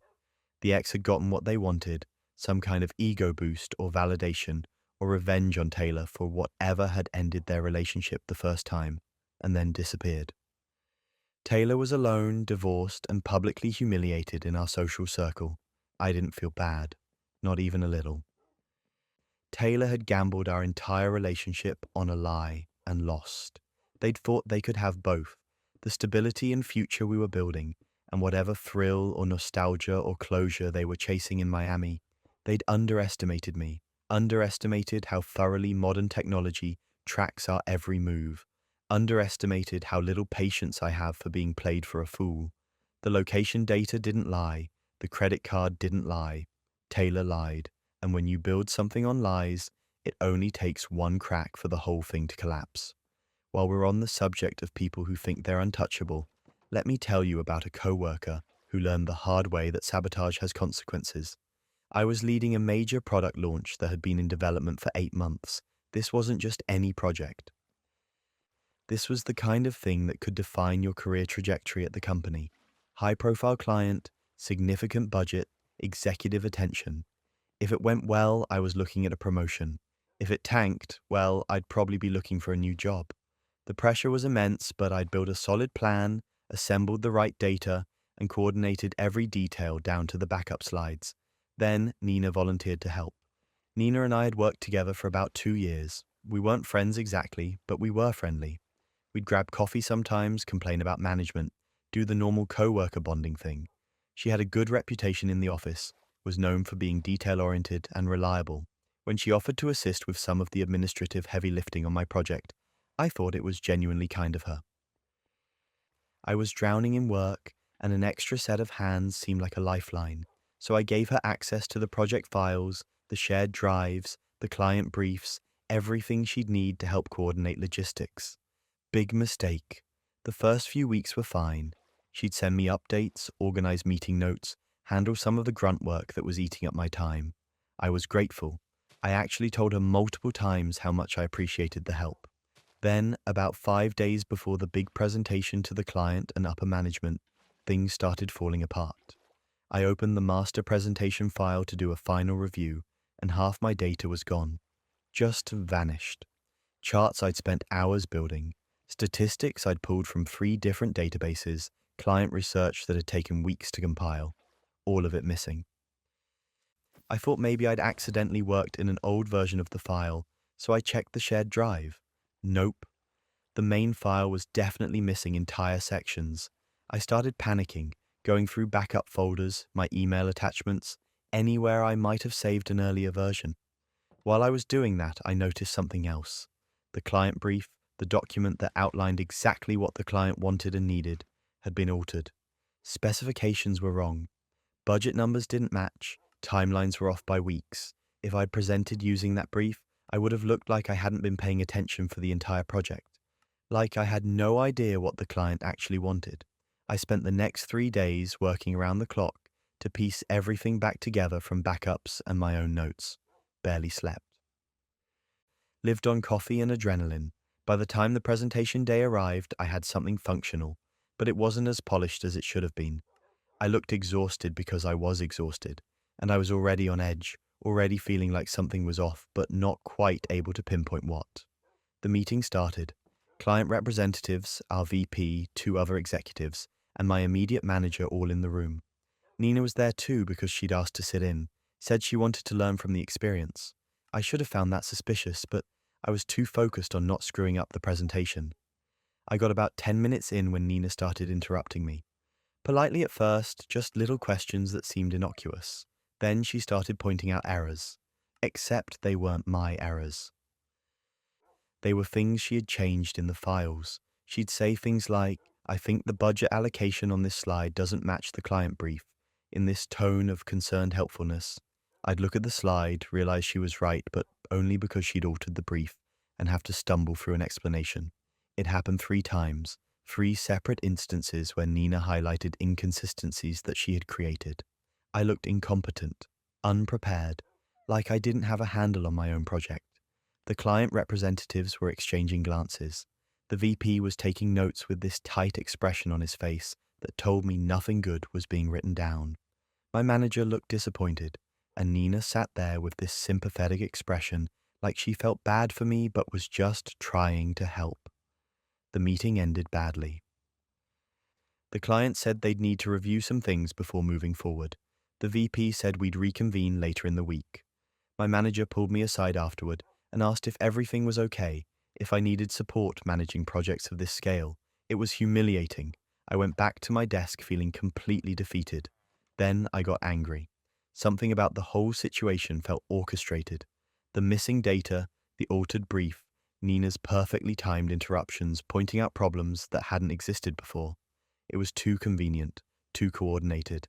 I checked the file history on the shared drive. Every single change that had caused problems traced back to Nina's login, deletions made from her account, edits to the client brief saved under her name, all of it time-stamped to the days right before the presentation. She'd systematically sabotaged my work and then sat in that meeting pointing out her own sabotage to make me look bad. But that wasn't even the worst part. I started digging through our company Slack, looking for any other evidence, and I found messages between Nina and another coworker, someone from a different department who she was apparently friends with. In those messages, Nina explicitly said she was making sure I didn't get the promotion, that I'd been too smug about the project, too confident, and someone needed to knock me down a peg. She talked about how she'd been deleting files and changing documents, laughed about how stressed I looked, said she couldn't wait to watch me crash and burn in front of the executives. It was all there, written proof of intentional sabotage. I screenshot everything. The file history showing her changes, the Slack messages where she admitted what she was doing. I organized it chronologically, added brief explanations for context, and compiled it into a single document. Then I sent it directly to our VP with the subject line, "Sabotage Documentation." I didn't editorialize, didn't add emotional appeals or accusations, just presented the evidence and let it speak for itself. Sent the email at 8 in the morning and then sat at my desk trying to work on other projects while my stomach churned. Nina was called into HR before lunch. I didn't see her get the notification, but I heard through the office grapevine that she'd been asked to attend an urgent meeting. She came back to her desk about an hour later, grabbed her bag and left. Didn't say anything to anyone. Just walked out with this shell-shocked expression on her face. I got called into a meeting with HR and the VP that afternoon. They asked me to walk them through everything, to explain the timeline and confirm the evidence I'd sent. I did. They asked if Nina had ever expressed any animosity toward me before this. I said no, that I genuinely thought we were on good terms. They thanked me for bringing it to their attention and said they'd handle it from there. Nina was fired the next day. HR told me directly because they wanted to assure me that the situation had been resolved and that there would be no retaliation. Apparently, when confronted with the evidence, Nina had tried to claim I'd framed her, that I'd used her login somehow to make it look like she'd sabotaged the files. But the timestamps didn't lie. The Slack messages didn't lie. She'd logged in from her own computer, from her own account at times when I was provably in meetings or out of the office. There was no way I could have faked it. The VP personally apologized to me and asked if I'd be willing to redo the client presentation with proper support this time. I said yes. We rescheduled for the following week. I presented the project exactly as it was meant to be presented, with all the original data intact and the correct client specifications. The client approved everything. The executives were impressed. My manager apologized for doubting me.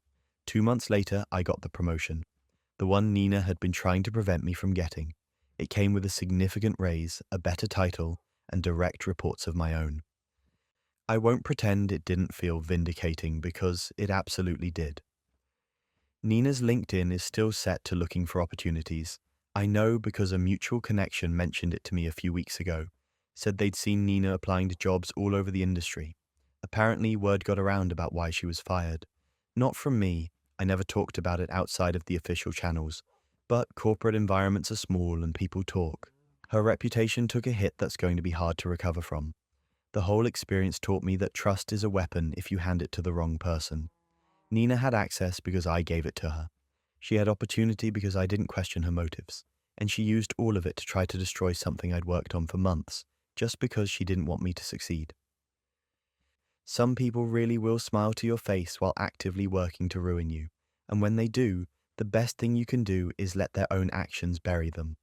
Sabotage at work is infuriating, but when a so-called friend plays matchmaker while secretly betraying you, that's a whole different level of snake. My best friend Cara set me up with Jordan about 2 years ago. We'd been out at this wine bar, just the two of us doing our usual Thursday night catch-up, and she kept going on about this person she knew from her gym. Said we'd be perfect together, that we had the same sense of humor, the same values, that she could just see us clicking. I was skeptical at first because blind dates usually end in awkward small talk and fake excuses to leave early, but Cara was so insistent. She said she had a good feeling about this one, that she wouldn't steer me wrong. So I agreed. We met for coffee on a Saturday afternoon. Jordan was charming, funny, easy to talk to. The conversation flowed naturally, no forced topics or uncomfortable silences. We ended up staying at that coffee shop for 3 hours, and when we finally left, Jordan asked if I wanted to grab dinner sometime. I said yes. Cara texted me that night asking how it went, and when I told her it had gone well, she sent back a string of heart emojis and said she knew we'd be great together. We dated for a year before Jordan proposed. It was sweet, romantic, everything I'd imagined. A surprise dinner at the restaurant where we'd had our first official date, down on one knee, a ring that somehow fit perfectly. I called Cara immediately after saying yes, crying happy tears, and she screamed so loud I had to pull the phone away from my ear. She said she was so happy for us, that she'd known from the beginning we were meant to be, that she couldn't wait to be part of our wedding. I asked her to be my maid of honor. Of course I did. She was my best friend, the person who'd brought us together, the one who'd been there through everything. She cried when I asked her, said it would be an honor. We started planning immediately. Venue tours, dress shopping, cake tastings, all of it. Cara was involved in every decision, always enthusiastic, always supportive. Jordan and I were happy, really, genuinely happy. I thought I'd found my person. Then Jordan's laptop died, just completely gave out in the middle of a work project. They were panicking because they had a presentation due the next morning, and all their files were on that dead machine. I offered to let them use mine for the night. I logged them into my account, showed them where everything was, and went to bed while they worked in the living room. The next morning, I opened my laptop to check email and saw that Jordan had left a cloud storage folder open. It wasn't mine. It was a shared folder between Jordan's account and someone else's. I was about to close it when I saw Cara's name. I paused. Why would Jordan and Cara have a shared folder? I clicked on it, telling myself it was probably just wedding planning stuff they were collaborating on as a surprise for me. It wasn't wedding planning stuff, it was messages. Months and months of messages, explicit texts, photos, conversations that made my stomach turn. I scrolled back to the beginning, my hands shaking, and found the first exchange. It was dated 2 weeks after Cara had introduced us. 2 weeks. They'd been hooking up since the beginning of my relationship with Jordan. The entire time I thought I was building something real, they'd been sneaking around behind my back. Some of the messages mocked me. Jordan had written, "She has no idea." Cara had responded with a laughing emoji. There were conversations about close calls, times they'd almost been caught, times when I'd been in the next room and they'd exchanged looks, sent quick texts to each other. They'd been playing me for a fool for over a year, and I'd been completely oblivious. I sat there staring at the screen for I don't know how long. Jordan came out of the bedroom, saw my face, and immediately knew. They tried to take the laptop from me. I pulled it away. I said, "What is this?" Jordan went pale, started stammering about how it wasn't what it looked like, which is the most cliché lie someone can tell when caught red-handed. I asked how long. Jordan said it didn't matter. I said it mattered to me. They finally admitted it had been going on since the beginning, that it had started as a one-time thing and then just kept happening, that they'd tried to stop but couldn't. I asked if they'd ever actually loved me or if I'd just been convenient cover. Jordan didn't answer that question, and here's where it gets absurd. I called Kara. She answered on the second ring, cheerful, asking if I wanted to go bridesmaid dress shopping that weekend. I said, I know about you and Jordan. The line went silent. Then she started crying. Not guilty crying, performative crying. The kind of crying designed to make me feel bad for confronting her. She said she never meant to hurt me, that it just happened, that she'd been trying to end it but didn't know how. I said, you set us up. You introduced us knowing you were sleeping with Jordan. You stood there at my engagement party giving a speech about true love while you were betraying me every single day. She tried to interrupt to explain, but I hung up. I didn't want to hear it. There was no explanation that could make this okay. I called off the wedding that afternoon, sent a message to the venue, the caterer, everyone we'd hired. Most of them were understanding. Some charged cancellation fees, but I didn't care. I wasn't going to marry someone who'd been cheating on me with my best friend since day one. Then I did something I'm not sure I'm proud of, but I don't regret. I took screenshots of everything, every message, every photo, every mocking conversation. I compiled them into a folder and sent it to our mutual friend group with a simple explanation. This is why the wedding is off. This is what they did. The response was immediate. People were horrified. Friends who'd known both Kara and me for years couldn't believe it. Some people thought I was lying at first, that I'd fabricated the evidence out of spite, until they actually looked at the screenshots and realized they were real. Jordan and Kara both tried to do damage control, spinning stories about how things were complicated, how feelings are messy, how no one meant for this to happen. But the evidence was undeniable. They'd been caught and everyone knew it. What happened next? Nobody saw it coming. Jordan and Kara tried dating after everything imploded. I guess they figured since the secret was out, they might as well be together openly. It lasted less than a month. Turns out a relationship built on sneaking around and betrayal doesn't have a great foundation once it's forced into the light. They fought constantly. Kara apparently couldn't trust Jordan because, shocker, Jordan had proven to be a cheater. Jordan resented Kara for the fallout, blamed her for not being more careful, for getting caught. The whole thing fell apart spectacularly. I heard about it through mutual friends who were still occasionally updating me on the drama. I didn't take any satisfaction in it. I was too busy trying to put my own life back together. I'd lost my partner and my best friend in the same day. I'd cancelled a wedding, fielded questions from confused family members, dealt with the humiliation of having to explain to everyone what had happened. I moved across the country 3 months later. New city, new job, fresh start. I needed distance from everything and everyone that reminded me of them. I blocked Jordan and Kara everywhere. Social media, phone numbers, email, everything. I didn't want to know what they were doing, didn't want updates, didn't want to accidentally see their faces on my feed. They were dead to me. I'm in therapy now, have been for about 6 months, learning to trust again, learning to recognize red flags, learning to not blame myself for what they did. My therapist keeps reminding me that their choices were not my fault, that I didn't miss obvious signs because there weren't any to miss. They'd been careful, calculated, deliberate in their deception. I couldn't have known because they made sure I wouldn't know. It still hurts sometimes, not because I miss Jordan or Kara, but because I miss who I thought they were. I miss the version of my best friend who I believed would never betray me. I miss the version of my partner who I thought was building a future with me. Those people never really existed. They were performances, carefully maintained lies. And grieving something that was never real is a strange kind of pain. The worst part is wondering if I'll ever be able to fully trust anyone again. Every new friendship, every potential relationship, there's this voice in the back of my head asking what they're hiding, what they're capable of when I'm not looking. It's exhausting, but I'm working on it.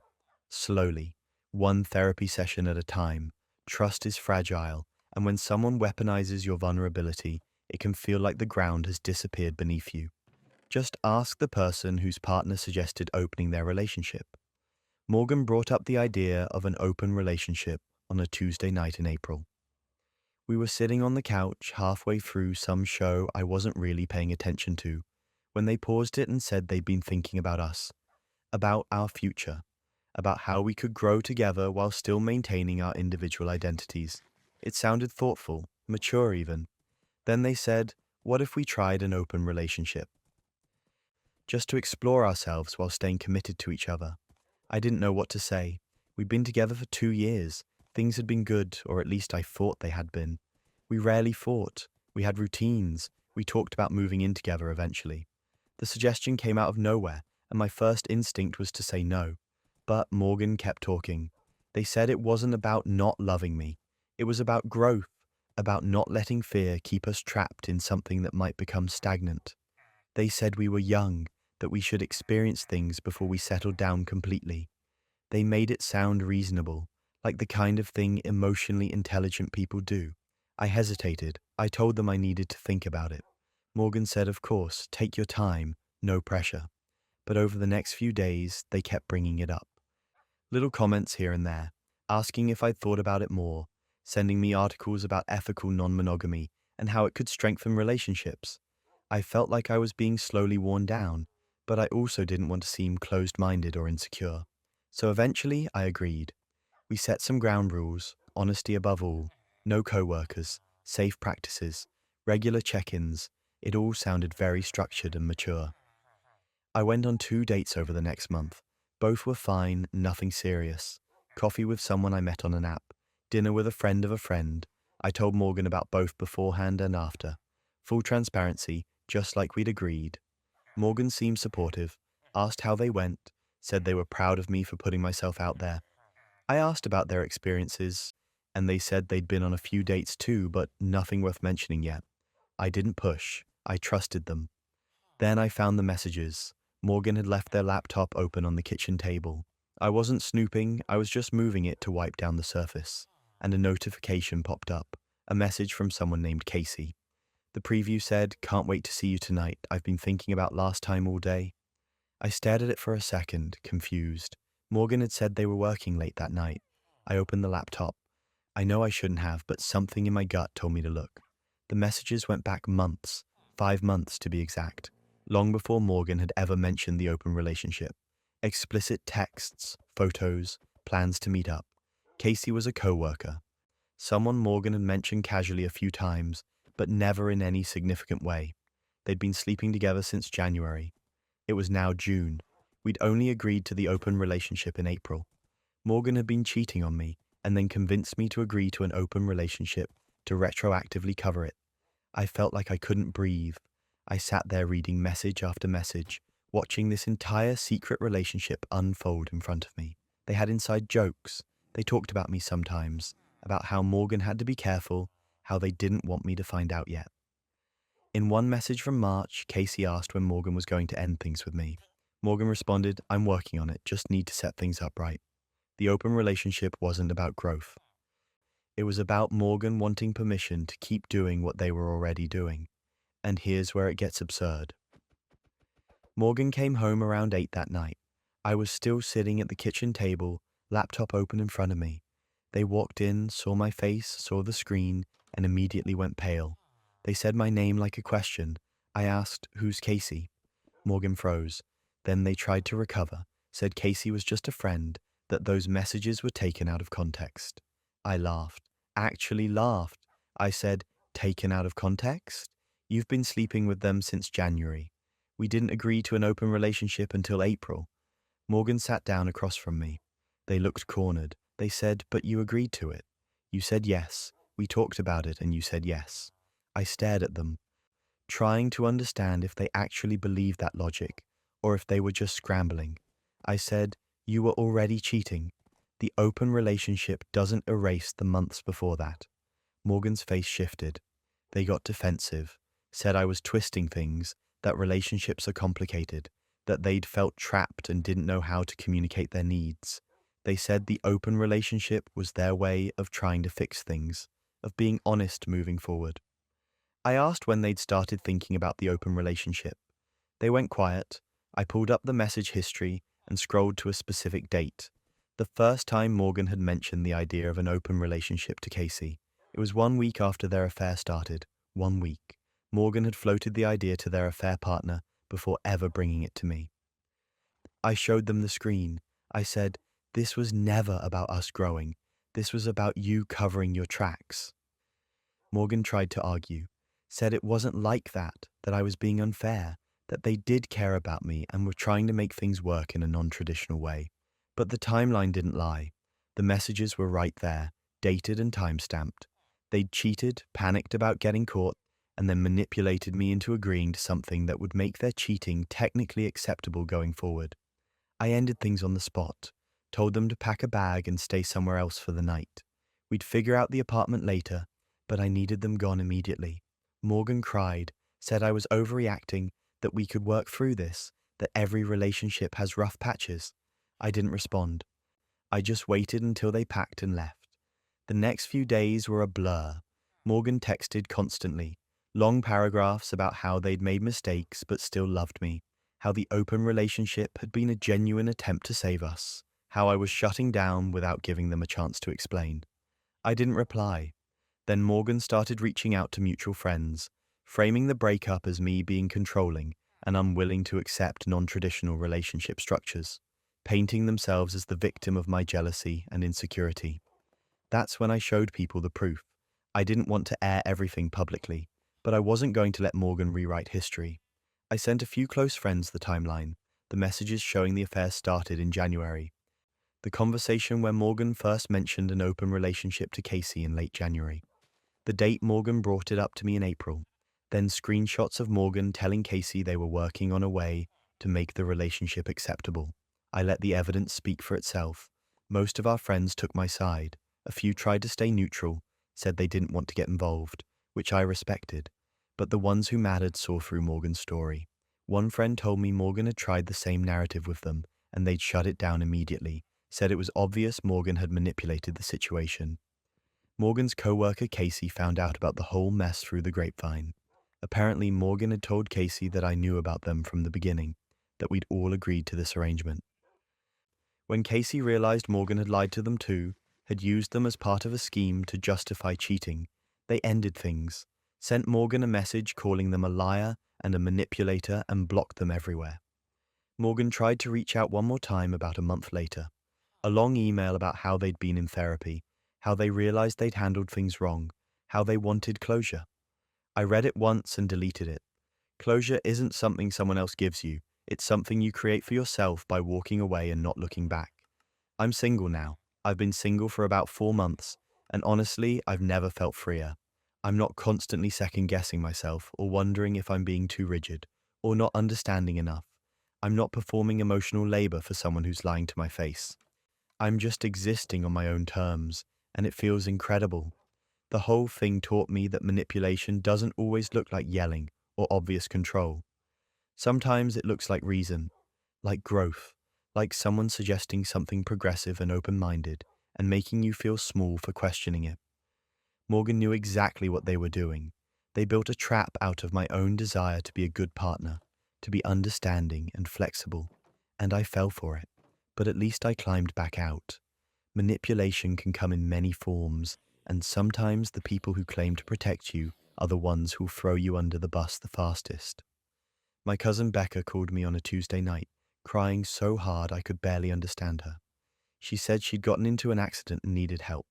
I grabbed my keys and drove to where she was, about 20 minutes away in a shopping center parking lot. When I got there, I saw my car, the one I'd let her borrow earlier that day, because hers was in the shop. The front end was smashed into the side of a parked Tesla, a really nice Tesla, the kind that costs more than my annual salary. Becca was sitting on the curb, mascara running down her face, hyperventilating. I asked her what happened. She said she'd been pulling out of a spot, got distracted looking at her phone, and didn't see the Tesla. Just drove straight into it. The owner wasn't around, but she'd left a note with her contact information on the windshield. I looked at the damage. My car was pretty bad. The Tesla had a massive dent and scrapes along the entire passenger side. I felt sick. This was going to cost thousands. Maybe tens of thousands depending on the Tesla repairs. Becca grabbed my arm and begged me not to tell anyone. She said her parents would kill her, that she'd already been in trouble for texting while driving before, that this would be the final straw. She swore she'd pay for everything. She had some savings and she'd get a second job if she had to. But please, please don't tell her parents or mine. I hesitated. I should have said no right then. Should have called the insurance company immediately and handled it properly. But Becca was family. We'd grown up together, and she seemed genuinely remorseful and terrified. So I agreed. I said we'd handle it privately, get quotes for repairs, and she'd pay me back. She hugged me, thanked me over and over, promised she wouldn't let me down. The Tesla owner contacted me the next day. She was surprisingly calm about it, said she appreciated the note and that we should go through insurance to handle the repairs. I explained that my cousin had been driving and wanted to pay out of pocket. The Tesla owner said that was fine, but she needed an estimate first. The estimate came back at $12,000. My car was another $4,000, $16,000 total. Becca went pale when I told her. She said she didn't have that kind of money. I said she promised to pay for it. She said she would, just needed time. I filed the insurance claim because I couldn't afford to wait, and I definitely couldn't afford $16,000 out of pocket. That's when everything went sideways. The insurance company contacted Becca's parents as part of the claim process, since she'd been listed as the driver. Her parents called her, demanding to know what happened, and Becca panicked. Instead of telling them the truth, she told them I'd been driving drunk that night and convinced her to take the blame so I wouldn't get a DUI. It was a complete lie. I don't drink. Never have. I watched my uncle destroy his life with alcohol and decided early on it wasn't for me. But Becca's parents believed her. They called my parents immediately, furious, saying I was manipulating their daughter, putting her at risk, trying to dodge responsibility for drunk driving. My parents confronted me that same night. I tried explaining what actually happened, that I'd let Becca borrow my car, that she'd crashed it while texting, that I'd never even been there until after the accident. They didn't believe me. They said Becca had no reason to lie, that her parents trusted her, and why would she make something like that up? I was grounded, phone taken away. My mom cried, said she was ashamed of me. My dad said if I ever pulled something like this again, I'd be kicked out. I felt like I was losing my mind. I'd done Becca a favor, and now I was being punished for something I didn't do. My reputation in the family was destroyed. Aunts and uncles were calling my parents, expressing concern. My grandmother sent me a disappointed text before my phone was confiscated. Everyone believed I was this reckless drunk driver who'd manipulated my younger cousin into covering for me. But that wasn't even the worst part. I remembered the parking lot had security cameras. I contacted the shopping center's management company, explained the situation, and asked if they still had footage from that night. They said they kept recordings for 30 days. I was on day 12. They agreed to pull the footage for me for a small fee. The video was crystal clear. Becca, alone in my car, looking down at her phone, backing out without checking, and slamming directly into the Tesla. No other person in the vehicle, just her. The timestamp matched exactly when she'd called me. I also went through my phone records and found texts between Becca and one of her friends from 2 days after the accident. Becca had written I totally screwed up and crashed my cousin's car, but I told my parents she was drunk driving and made me cover for her. They bought it. I feel bad, but I can't tell them the truth now. Her friend had responded asking if that was really necessary. Becca said, "What else was I supposed to do?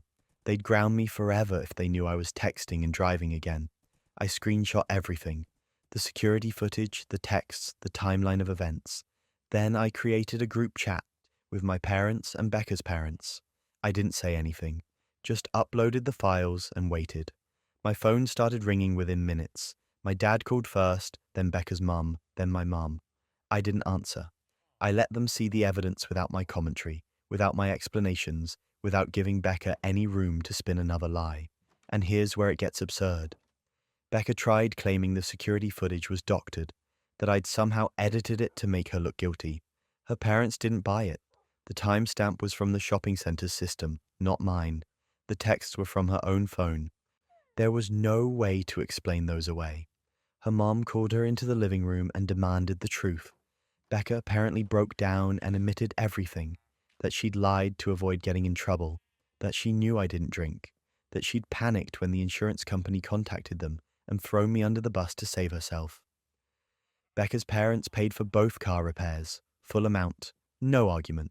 They also grounded Becca for 6 months, took away her car privileges indefinitely, made her get a job to pay them back for the repairs. They called my parents and apologized for not believing me, for letting it get that far, for trusting Becca's story without verifying it first. My parents apologized too. Eventually. It took them a few days. I think they were embarrassed that they'd been so quick to believe the worst about me. My mum hugged me and said she was sorry. My dad said he should have listened to my side before jumping to conclusions. But the apology felt hollow. The damage was already done. The whole family knew I'd been accused of drunk driving. Even after the truth came out, there were people who still looked at me differently. Whispers at family gatherings, distant relatives who'd heard the first version of the story, but not the correction. My reputation had been dragged through the mud, and no amount of apologies could completely clean it. Becca sent me a long apology text a week later, said she'd made a terrible mistake, that she'd let her fear control her, that she hoped I could forgive her someday. I didn't respond. I blocked her number. At the next family reunion, I made sure everyone knew the truth, not in a dramatic confrontation way, just casually correcting the record whenever someone brought it up. "Oh, you heard about the car accident?" "Yeah. Becca crashed my car while texting and then lied to her parents saying I was drunk. There's security footage if you want to see it." People were shocked. Some of them had believed Becca's version for months. I didn't care if it made things awkward. I wasn't going to let her lie stand unchallenged. Becca and I don't speak anymore. We avoid each other at family events. When we're forced into the same room, we exchange polite nods and nothing else. Her parents are still apologetic when they see me, which is almost worse than the original accusation. Like they're trying to overcompensate for believing their daughter over me. The whole thing taught me that family will believe what's convenient. They'll believe the story that fits their existing narrative about who you are, and once that story is out there, even the truth struggles to compete with it. Family can wound you in ways strangers never could, but when your own people choose to defend the wrong person, the betrayal cuts even deeper. My Uncle Paul was the family golden boy, the kind of person everyone gravitates toward at gatherings. He'd show up with expensive wine, tell jokes that had everyone laughing, remember birthdays without being reminded. He was successful, charming, the uncle who'd slip you $20 and tell you not to tell your parents. Everyone loved him. I used to love him too, before I understood what he was really doing. It started when I was 16, small comments at first. Things that felt wrong but were subtle enough that I questioned whether I was overreacting. He'd tell me I was getting pretty, that I should be careful around boys, that I was developing into a young woman. Then the comments got more specific, more uncomfortable. By the time I was 18, he was finding reasons to be alone with me at family events, cornering me in the kitchen, touching my shoulder, my back, letting his hand linger too long, making comments about my body that no uncle should ever make. I told my parents when I was 19, sat them down one evening and explained everything. The comments, the touching, how uncomfortable he made me feel, how I'd been avoiding family gatherings because of him. I expected them to be angry, protective, ready to confront him. Instead, my mum looked confused. She said, "Are you sure you're not misunderstanding? Paul would never do something like that." My dad said maybe I was being overly sensitive, that Paul was just affectionate. That's how he was with everyone. I insisted it wasn't like that I knew the difference between affection and what Paul was doing. My mum asked if I had any proof. I said no, just my experience, my discomfort, the pattern of behavior over years. She said, "Well, we can't accuse someone of something like this without proof. That's a serious allegation." My dad agreed, said we should just avoid being alone with Paul if it made me uncomfortable, but that bringing it up to the family would cause unnecessary drama. I felt like I'd been slapped. They were telling me to manage my own harassment rather than address it. But I listened. I stayed quiet. I avoided Paul at gatherings, made excuses to leave rooms when he entered, kept my distance. Then, at a family reunion 6 months later, Paul approached my parents. He was crying, actual tears streaming down his face. He said he'd heard I was spreading rumors about him, that I was accusing him of inappropriate behavior, and he was devastated. He said he loved me like a daughter and couldn't understand why I'd make up such horrible lies. I hadn't told anyone except my parents, but somehow Paul knew. I found out later my mum had mentioned it to my aunt, thinking she was being discreet, and word had gotten back to him. My parents comforted him, told him they didn't believe the accusations, that they'd talk to me, that they were sorry he had to deal with this. Then they pulled me aside and told me I needed to apologize to Paul for causing him distress. I refused. I said I wasn't lying, that everything I told them was true, that Paul was manipulating them. My dad said I was being dramatic. My mom said I needed to think about the family, about what these accusations could do to Paul's reputation. The family rallied around him. At the next few gatherings, relatives would make pointed comments about how sad it was when young people sought attention in destructive ways, about how Paul was such a good man who didn't deserve to be treated like this. I was excluded from holiday planning. Aunts stopped inviting me to events. Cousins who I'd grown up with started avoiding me. I became the problem, the liar, the attention seeker who tried to ruin a good man's reputation. I was ostracized for a year. It was one of the loneliest periods of my life. I'd lost my family because they chose to believe a predator over me. Then I decided I was done being quiet. I started gathering evidence. I began recording conversations when Paul was around. At a family barbecue, I left my phone recording in my pocket when he cornered me by the garage. He made comments about my outfit, said I looked good enough to eat, asked if I had a boyfriend and if he was treating me right. His tone was suggestive, inappropriate, undeniable. I had it all on audio. I reached out to my cousins privately, the younger ones, the ones who were around my age or slightly younger. I asked them carefully if Paul had ever made them uncomfortable. Two of them broke down. They said yes. He'd done similar things to them, made comments, touched them inappropriately, cornered them at family events. They'd never told anyone because they'd seen what happened to me when I spoke up. They didn't want to be called liars, too. I asked if they'd be willing to go on record. They were scared at first, but eventually agreed. We wrote out detailed accounts of what Paul had done to each of us, with dates and specifics. I also went back through old text messages. Paul had sent me several over the years that I'd ignored or given short responses to. Messages that were inappropriate, that crossed lines. One where he'd told me I was too pretty for my own good. Another where he'd said he wished he'd met me when he was younger. Messages where he'd tried to convince me not to tell anyone about his behavior, framing it as protecting the family from unnecessary pain. Then came the breaking point. I compiled everything into a single folder. The audio recordings, the written testimonies from my cousins, screenshots of the text messages, a timeline of events showing the pattern of behavior spanning over 5 years. I wrote a cover email explaining why I was sending this, how I'd tried to address it privately, how I'd been silenced and ostracized. The subject line was simple: "You chose wrong." I sent it to the family group email.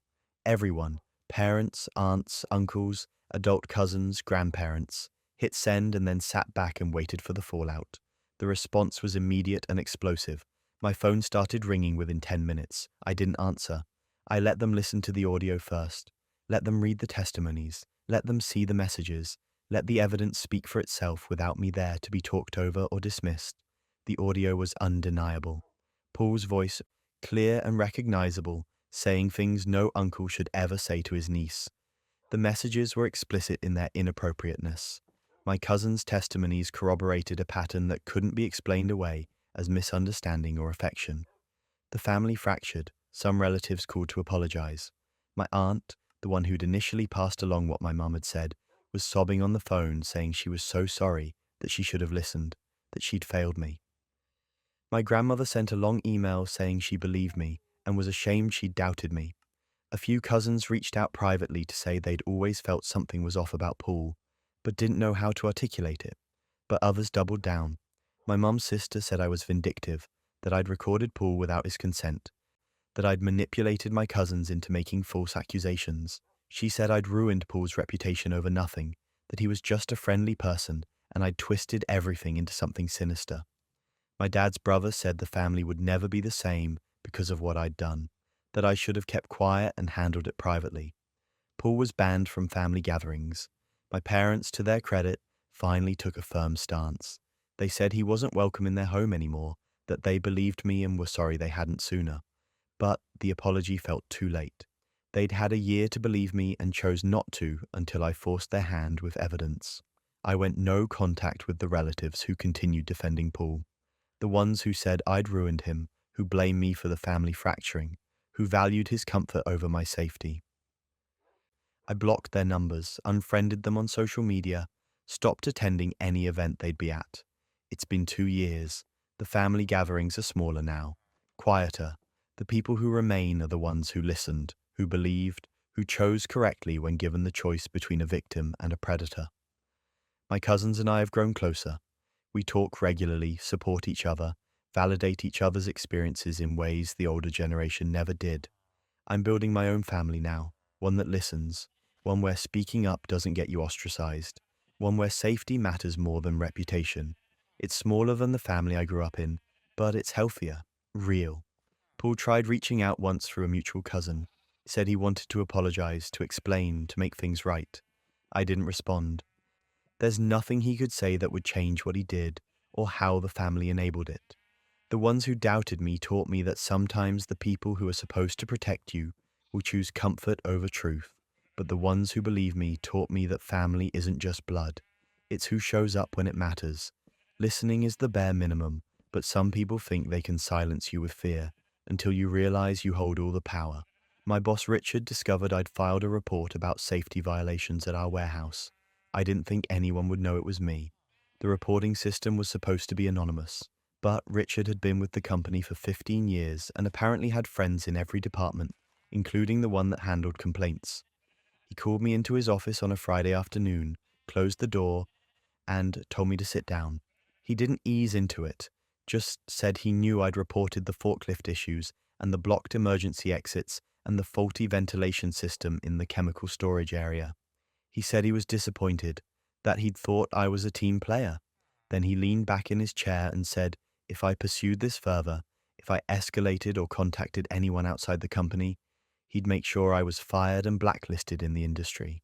He had connections, he said, friends at every major competitor. I'd never work in logistics again. He'd see to that personally. I sat there frozen. I was 26 years old. This job was my first real career position after years of retail and temp work. I had student loans, rent, bills. The idea of being unemployable in my field was terrifying. Richard watched me process this and then said, "So we're clear, right?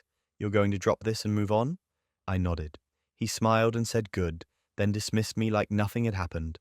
I stayed silent for 3 weeks, went to work, did my job, avoided Richard as much as possible, but the violations were still there. The forklift that had a brake malfunction, the exit blocked by inventory pallets, the ventilation system that wasn't properly filtering fumes. People were working in those conditions every day. Someone was going to get hurt, maybe seriously hurt, and I'd said nothing because I was scared of one man's threats. Then I saw Marcus almost get crushed by a falling pallet because the forklift brakes failed while he was standing nearby. He jumped out of the way just in time, stood there shaking, staring at the spot where he'd been standing seconds before. I helped him to the break room, got him water, listened to him say over and over how close that had been, and I realized I couldn't keep quiet anymore. Not when people's lives were at risk. I started documenting everything, every interaction with Richard where he'd been intimidating or made veiled threats. I kept a log with dates and times and what was said. I started carrying my phone in my pocket with a recording app running during any conversation with him. I know that's legally grey depending on the state, but I was more concerned about protecting myself and my co-workers than perfect legal procedure.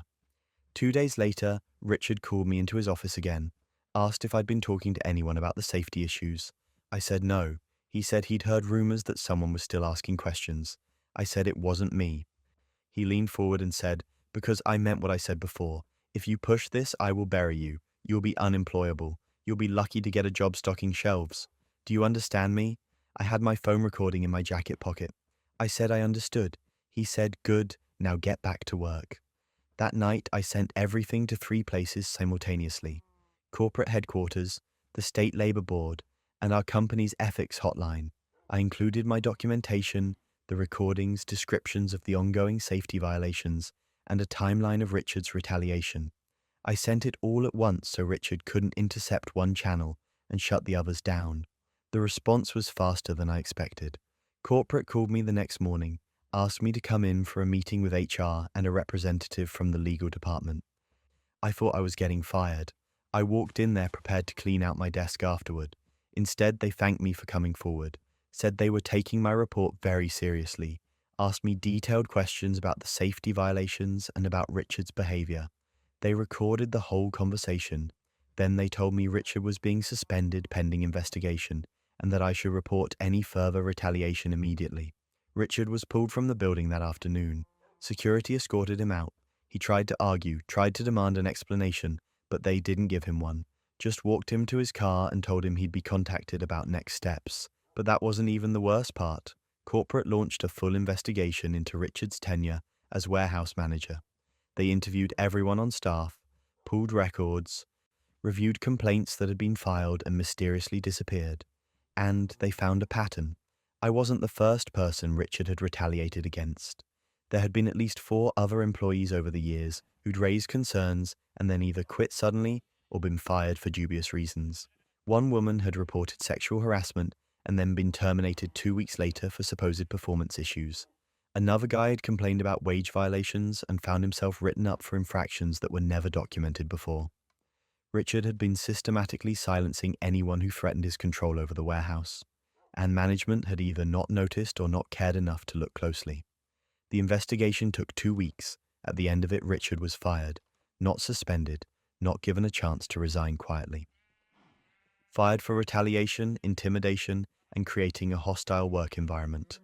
Corporate also fixed every single safety violation I'd reported. New forklifts, cleared exits, repaired ventilation. They brought in an outside consultant to audit the entire facility and implemented new safety protocols. I was transferred to a different warehouse location, better managed, closer to my apartment. They gave me a raise and a formal apology from the VP of operations. He told me the company valued employees who spoke up and that retaliation would not be tolerated. I wanted to believe him. Part of me still wondered if I'd just gotten lucky, if the next manager would be the same as Richard, but at least for now, things were better. Richard tried to sue the company for wrongful termination. He claimed he was being scapegoated, that his firing was unjustified, that the investigation was biased, but the recordings killed his case. You can't argue you didn't threaten someone when there's audio of you explicitly saying you'll bury them if they speak up. His lawyer probably told him to settle or drop it, because the lawsuit disappeared a few months later. I heard through the industry grapevine that Richard struggled to find work after that. Turns out when you're fired for retaliation and intimidation, and it's documented thoroughly, those connections you claim to have don't help much. Companies don't want the liability. He eventually found something at a much smaller operation, lower position, fraction of the pay. I didn't feel bad for him. He'd threatened to destroy my career for trying to keep people safe. He'd built his authority on fear and silence. The fact that it finally caught up with him felt like the bare minimum of justice. I sleep better now, not just because I'm not working under Richard anymore, but because I know I spoke up. I didn't let fear keep me silent when something was genuinely wrong. Marcus is still working at the old warehouse location. We grab lunch sometimes. He thanked me once for reporting the safety issues, said he didn't know it was me until after everything went down, said he was glad someone had the guts to do it. The whole experience taught me that speaking up is terrifying, especially when someone with power is actively trying to silence you. But staying silent when people could get hurt is worse. And sometimes the system actually works. Not always. Maybe not even most of the time. But sometimes, if you document everything, if you send your complaint to enough places that it can't be buried, if you refuse to be intimidated into compliance, the truth gets through. Richard thought his threats were enough to control me. He underestimated how much I cared about the people I worked with, and he definitely underestimated the power of a well-timed recording and a comprehensive paper trail. If you've made it this far into the chaos, I hope you're feeling a little better about your own life, or at least entertained by the disasters of others. Sweet dreams, everyone, and remember, screenshots are forever. The truth always finds a way out, and sometimes the best revenge is simply living well. I'll see you in the next one, and trust me, the drama never ends.